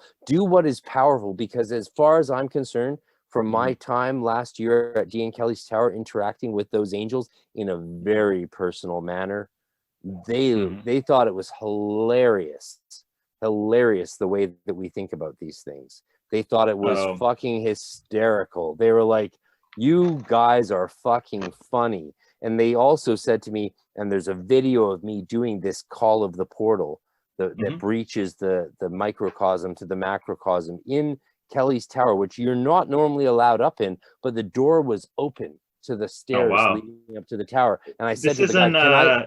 In Prague. Yeah. Okay, awesome. I said to the guy, can I go up there? She's like, normally not, but it is open, so I cannot stop you. And I just ran up, and I went up with my friend, my tour manager, and I did the call the portal, holding up my iPad in a circle with the city of Prague through the window, looking glasses all around me. And I started, and I skipped over a word. I muddled one word. You can see it on YouTube on my video, where I like. And the reason was because I got it. Like, it was like someone thumped me with their fist on the back of my head. And it was this angel whose name I've recorded and spoken of, and it was one of these Enochian angels, and he said, "You don't need to do that here. We're all here." And for the next week, while I did my lectures and classes at the Kelly's Elixir Tower and the Alchemist basement in this building, they were talking to me all the time. Like, I didn't dialogue with anyone else other than these angels that entire time. And there was even a time when my lecture was interrupted by these two guys on a computer, and I went online and I said to all the adepts I know, I said, "Adepts, I need you to do that Thoth technique that we all know so well. I need you to get rid of these people. They're destroying my live stream," because I got moved from the theater to the cafe due to a double booking, which was fine as far as I'm concerned. But these two cunt muscles fucking sat there with their laptops speaking loudly over their intercoms. And I was like, "Could you guys please leave?" They were like, no, it's a public space. We're not leaving. I said, "I will give you $100 to leave." And they said, "No." And I went outside, put out the word to my fellow adepts. Yeah, I held out $100 to them. I said, "I'm surprised they didn't leave out with yeah, right. I mean, like, it was like, it wasn't 100. It wasn't 100 Czech crowns. It was 100 USD. Yeah. It was 100 euro. Oh, euros. Which that's is even like, more than that's USD. like, that's like 10,000 Canadian dollars. So, so they wouldn't leave. And so I went outside and I had to belay my lectures, and it threw me off big time because I was streaming to hundreds of people. And I went outside and I went on live stream to all the adepts I know, and I put out the word to all the adepts I know across multiple orders. I said, "Do what you can, do this technique if you know it, get rid of these people." And I had a smoke. I smoked a clove cigarette, and I went back in and they wouldn't leave. And I went back out and I just hung my head because I was like, these lectures are being just delayed, and I'm at this magical place. Everything is perfect. The time in the universe, it's all coming together all at once, and everything feels right. But these two fuckers won't fuck off. And I got some messages back all of a sudden saying, "Done, done, done. As you will. Do what thou wilt. Yes, do it." Like, you know, all these like Conxon packs, lighting extension, brother, I did it. And I went back in, and as I went back in, they were packing up their bags because I'd asked them, "Could you leave?" They're like, "No, we have 2 hours of work to do and we want to be here, blah, blah, blah. Fuck off, you little prick." They were packing up their bags. And I was like, "Why are you leaving?" And they're just like, "We're busy." And they just left. I put out the call for magic to be done. Magic was done. And these two guys left. They wouldn't leave for 100 euro, but they left after 10 minutes later after I put out the call. And I had never done anything like that before. It is hilarious. So God bless everyone. God bless you all. Thanks for magicians got to have our own backs, right? Because we're warriors. That's awesome, man. Where is the because I was in Prague about 2 years ago, and I really regret I didn't go check out the tower you're talking about. Where Dude, is it far outside of the city center, or is it no, it's right there. Central? You cross the bridge, and it's right there in the old district next to the cathedral, and it's wow. there. And so, like, here's the thing. My personal experience of like Chris Bennett's research in Liber 420 aside, and my own experiences with psilocybin and Enochian spirits and all that magic aside. Are you there? Yes. Okay. All of that aside, during the tour, they showed us a garden they had way up in this tower, way up in the tower. And it's a very cheesy tour with cheesy books that have no writing in the pages just for looks. But they did reconstruct it in the best way they could with the academics at Prague University who actually know their shit. And the pamphlets they hand out there are better research than even Jason Louve's Empire of Angels is, right? Like, these are good research things. And I saw this garden in the top floor of the tower, and the garden was this earthen section in the corner of the top floor of the tower. And I said, "Why is there a little garden there?" And the tour guide said, "Oh, yes, because they're trained to know these things." And based on the archaeology, in fact. And she said, "Well, sometimes the servants can't get food up and they need a snack for all their research and trying to make gold.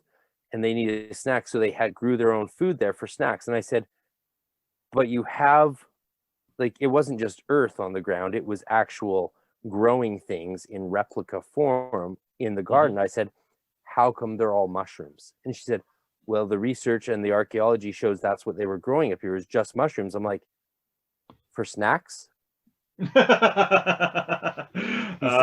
She said, "Yes, of course, for snacks." And I'm like, oh, psilocybin's not legal in Prague, is it? And she's like, no, of course not. We don't have legal drugs in Prague, not yet.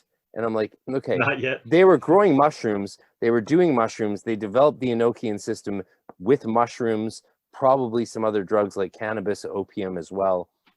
That's what I think. Yeah, I wouldn't be surprised, man. Honestly, when you look back to all these other, You heard the entry from Dee's and Kelly's diary that I just read you.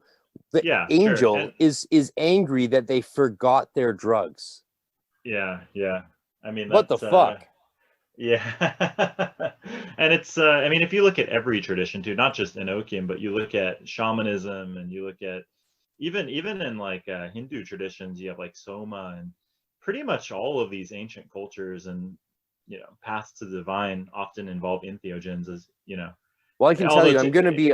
It's very whitewashed, but the more the more research that comes out, and I'll have to definitely check out your friend's book.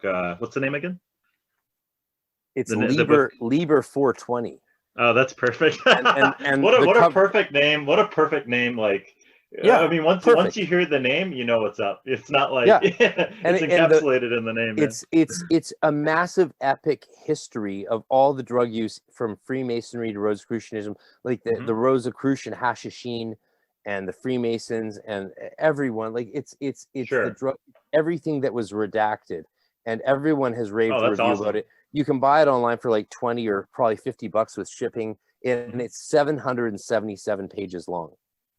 Oh, that's epic. And the cover is the cover of the book looks like a version. It looks like it's intentionally designed to look like the 777 book. So awesome. It looks like 777, but it's Liber 420, and it's intentionally designed that way. Yeah. I can't believe you don't know about it. No, I've heard of it before. I've definitely heard of it before. Yeah, I'll definitely have to check it out. I've never read it though, so I'll definitely have to check it out. It sounds along the lines of my interests as well, so that would be a good one to have in the library. I'm Instagramming you the. Wait, are you on Instagram? Yes.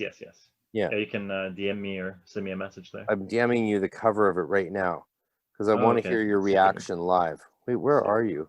Let's see if I can pull it up. What's it's Body Chariot on there. Dude, I get way too many messages. I'm gonna have to get off all these platforms soon because it's too much. Bogs you down, yeah. Well, that's why I'm developing. Let me talk about my own shit. I'm developing and releasing and launching hermeticmysteryschool.com, and you can join the Cyber Guild for free.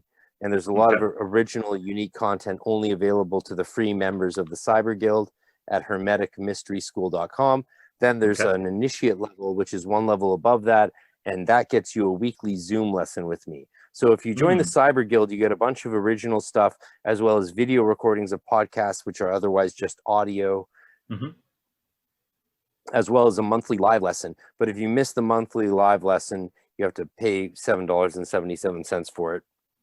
Okay. But if you join the initiate level, if you join all my stuff's magical. Like my podcast is numbered 444 because I used to release the episodes every day at 4:44 p.m. I stopped that because the Europeans were saying it's too late for them, and I was like, okay, I'm just going to keep doing it and releasing it whenever I get it done, and that's that. But the initiate level is $49 a month, and that might be a lot, but you can get a deal for $4.99 for the year. And if you can't afford that, message me. Tell me your financial situation, and I will give you a discount that can meet your fucking fiscal needs.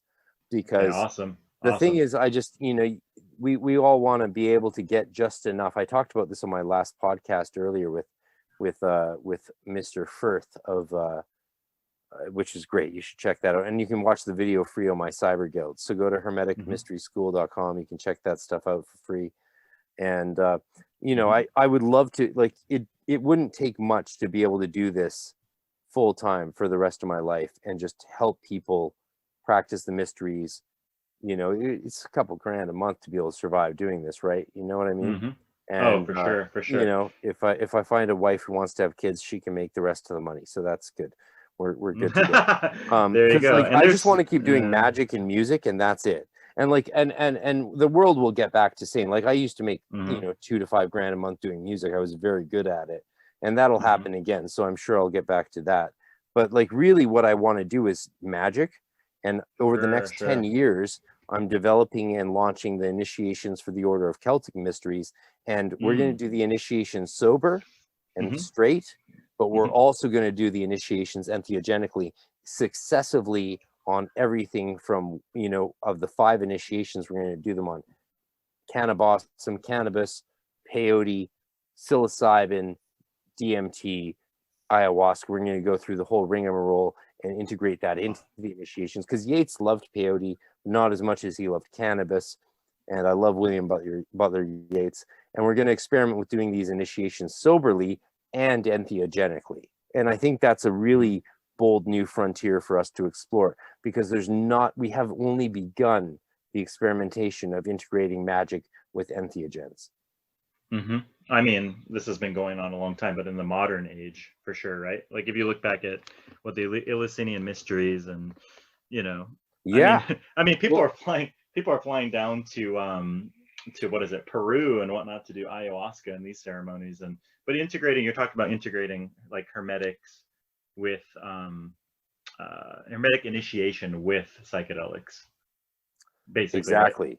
Yeah, that's awesome. Well, and in the case of the Canada. Celtic Mysteries, Hermetic Celtic. Well, we were going to do the first initiation this year on Yeats's birthday in June at Chris Bennett's Soma Institute, but COVID it's killed that. So you can join the Celtic Mysteries project at orderofcelticmysteries.com. It is free, and I haven't been doing much on it recently because COVID has put the kibosh on things, and I have to focus on first principles and do the podcast. The podcast blew up so much. Like if I keep going at it the way I am, it's gonna make me a couple grand a month just on the podcast. So I need to do that, because that will give me the freedom to give my time and energy to everyone else for next to nothing. And I just want to be of service. Like in my Golden Dawn tradition, we had this one addition to the tradition that I really love. It's not traditional, but I love it. And in the outer order, we would always knock on the temple door 3 times, and the person inside the temple before we entered would say, "What does thou seek?" And we would say, "I seek to learn that I may serve." And then after 5-6 years, you get into the inner order, and we would knock on the temple door, and they'd say, "What does thou seek?" And you would say, "I seek to serve that I may learn." That's and strong. I think that is the lesson of the adept. You serve so that you can learn. But in the beginning, you learn so that you can serve. Yeah, right? that's excellent. Isn't that fucking awesome? I love that. Yeah. Fucking awesome. So if you want to join a Golden Dawn order that's good, go to ogdu.org.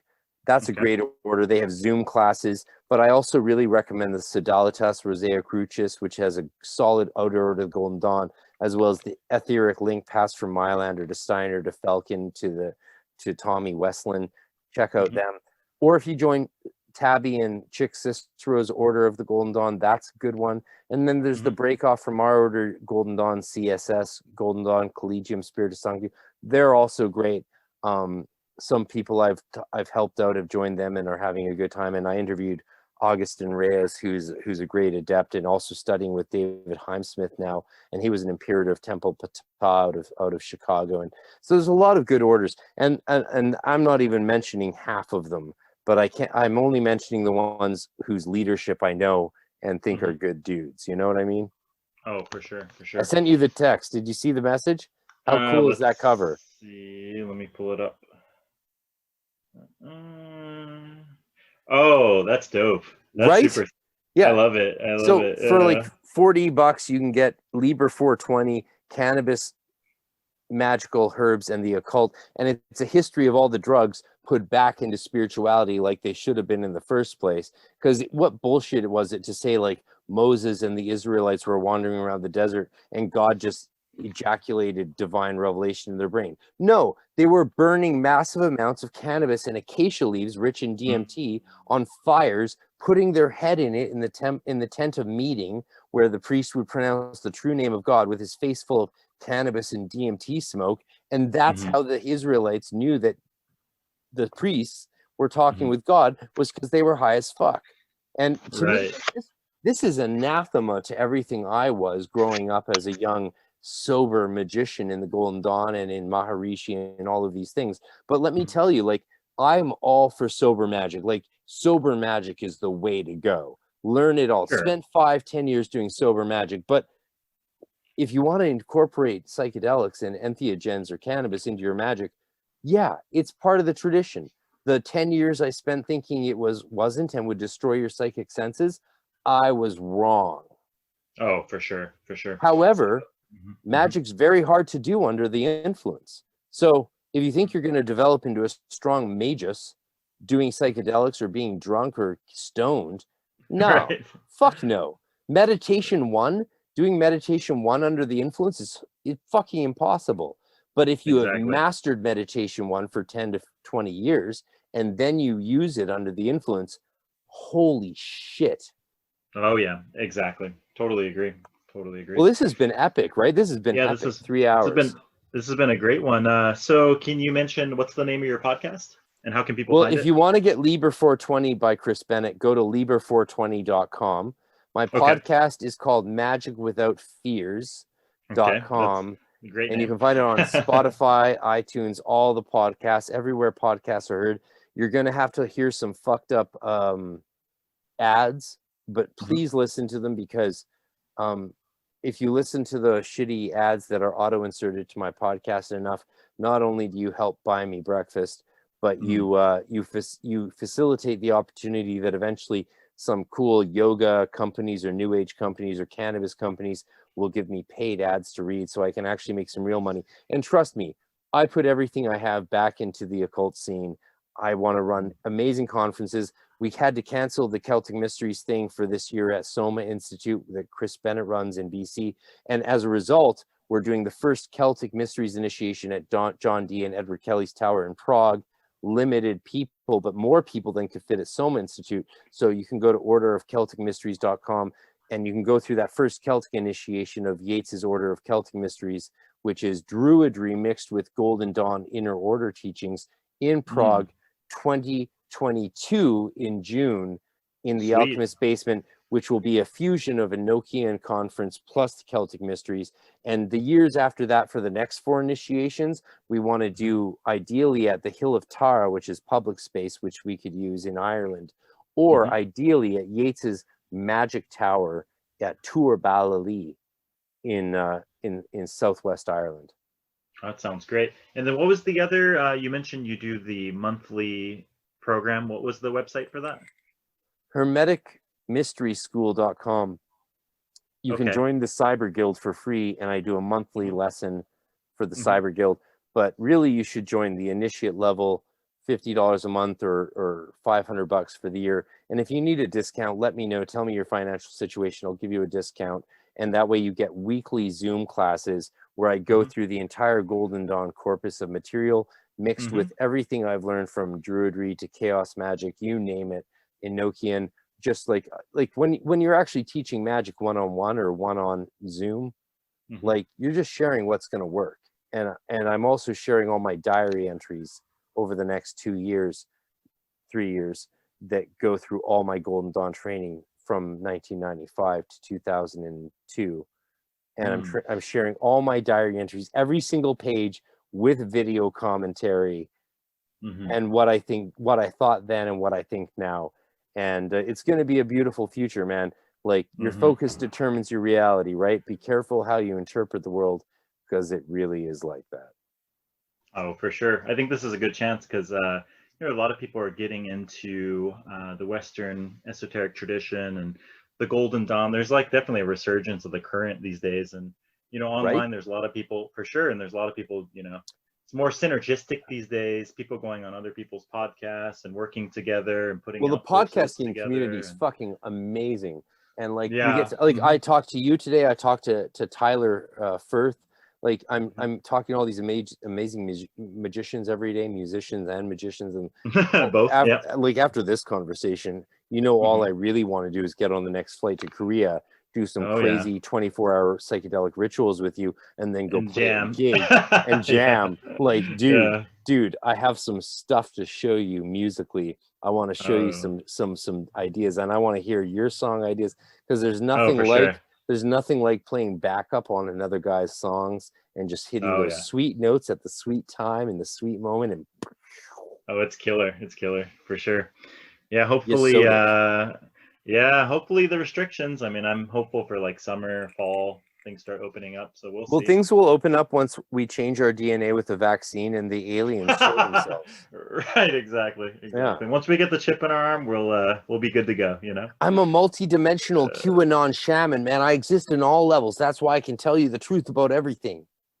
Right. Did you see that guy who stormed the Capitol? That's what he said on some video interview. God. Oh, is it? I didn't see Oh that. I God, didn't see that. dude, you got to Okay. check out Tim Dillon. Tim Oh, I Dillon does love the Tim best. Oh Dillon. yeah, Oh, I love right? Tim Dillon. I'm a huge fan of Fucking his, yeah. gene. Oh yeah, I paid for his Uh, podcast as of this month. I'm like, and oh oh, my he's God, killer. if He's you're one of not the paying, best. if you're not paying the $7 a month for his podcast for the crazy shit, like I'm not paying the $27 for his Rothschild shit, because like I can only handle so much of the conspiracy stuff. Oh, yeah, he's deep in the game with he's been on with like Alex Jones and stuff Oh like that. well, Yeah. Alex Jones actually. So I never knew who Alex Jones was up until this year Uh-huh. or last year, but therefore, pardon me. Mhm. Therefore, like, so my introduction to him was as someone who was banned, Mm, and so most of what I've seen of him is him under intense scrutiny by these other people like Tim Pool or Joe Rogan, who are like right. fact checking him in real time, and like, Oh, so right. like when you hear some guy who you know, here's the weird thing, right? If the mainstream world tells us that someone's a fucking nut job, and then we Mhm. listen to 10 hours of that nut job speaking while Well, being yeah, fact checked in real time, and sure. everything they say is true, it's like, You're like, wait a how are minute. they a nut job? Yeah, well, yeah, exactly, like exactly. like Uh-huh. so you Uh-huh. know, the real bottom line is I promote critical thinking and Sure. skepticism. I'm such a magical skeptic, like, Skeptic fuck about man, everything. dude. Mhm. I went through magic Including. for over 10 years before I tried psychedelics, and I thought Mm, everything that everyone told me about psychedelics was bullshit. I was like, mm, oh, you smoke pot, that means you can't be clairvoyant. You smoke pot, that means you can't do real magic. And then right. as a master, I entered into that realm and was like, oh, I was wrong. Hmm. Exactly. However, Exactly. there is a You get. challenge that comes with it. And next time when I interview you, I want to hear about Mhm. your journey, and I want to talk Oh. about motherfucking Tool. Oh yeah, let's do that for sure. Yeah, definitely. We'll end it here. This has been a really good podcast. Got to go over a lot of different topics, Golden Dawn and the Steiner stuff I was really interested in. Very interesting. I got to hear the whole Waldorf education, since me and my sister both couldn't make it in, although we were on the wait list, right? I got to hear Well, a we nice need more summary of it. Waldorf education. Like, I've actually been hired Yeah. as a Waldorf school teacher twice. Once Hmm. it was in Ireland, but on the Hmm. way there, I stopped by this island and I joined a Celtic band, so I never made it to the job teaching German at Waldorf school. And then That's fun. another time I got hired as a Waldorf school teacher, but then I got offered another job for real money, and so I didn't Mm, take it. But I would love to teach Waldorf school one day in my life. But mm. ideally, I would rather just do psychedelic druid chaos magic shamanism and Enochian for the rest of my life with hardcore awesome human beings like you, and then Oh yeah. go in the evening and playing gigs in Eastern Europe. That sounds like a better life to me than anything else. So like, Sure, sure. let's set our will in line and have the force of the universe behind us, That sounds like a plan, brother. All right, as so we say. yeah, yeah, exactly. All right, until next time, until the next episode, perhaps Conks next week on on your packs, podcast. light Sounds and good. extension, brother.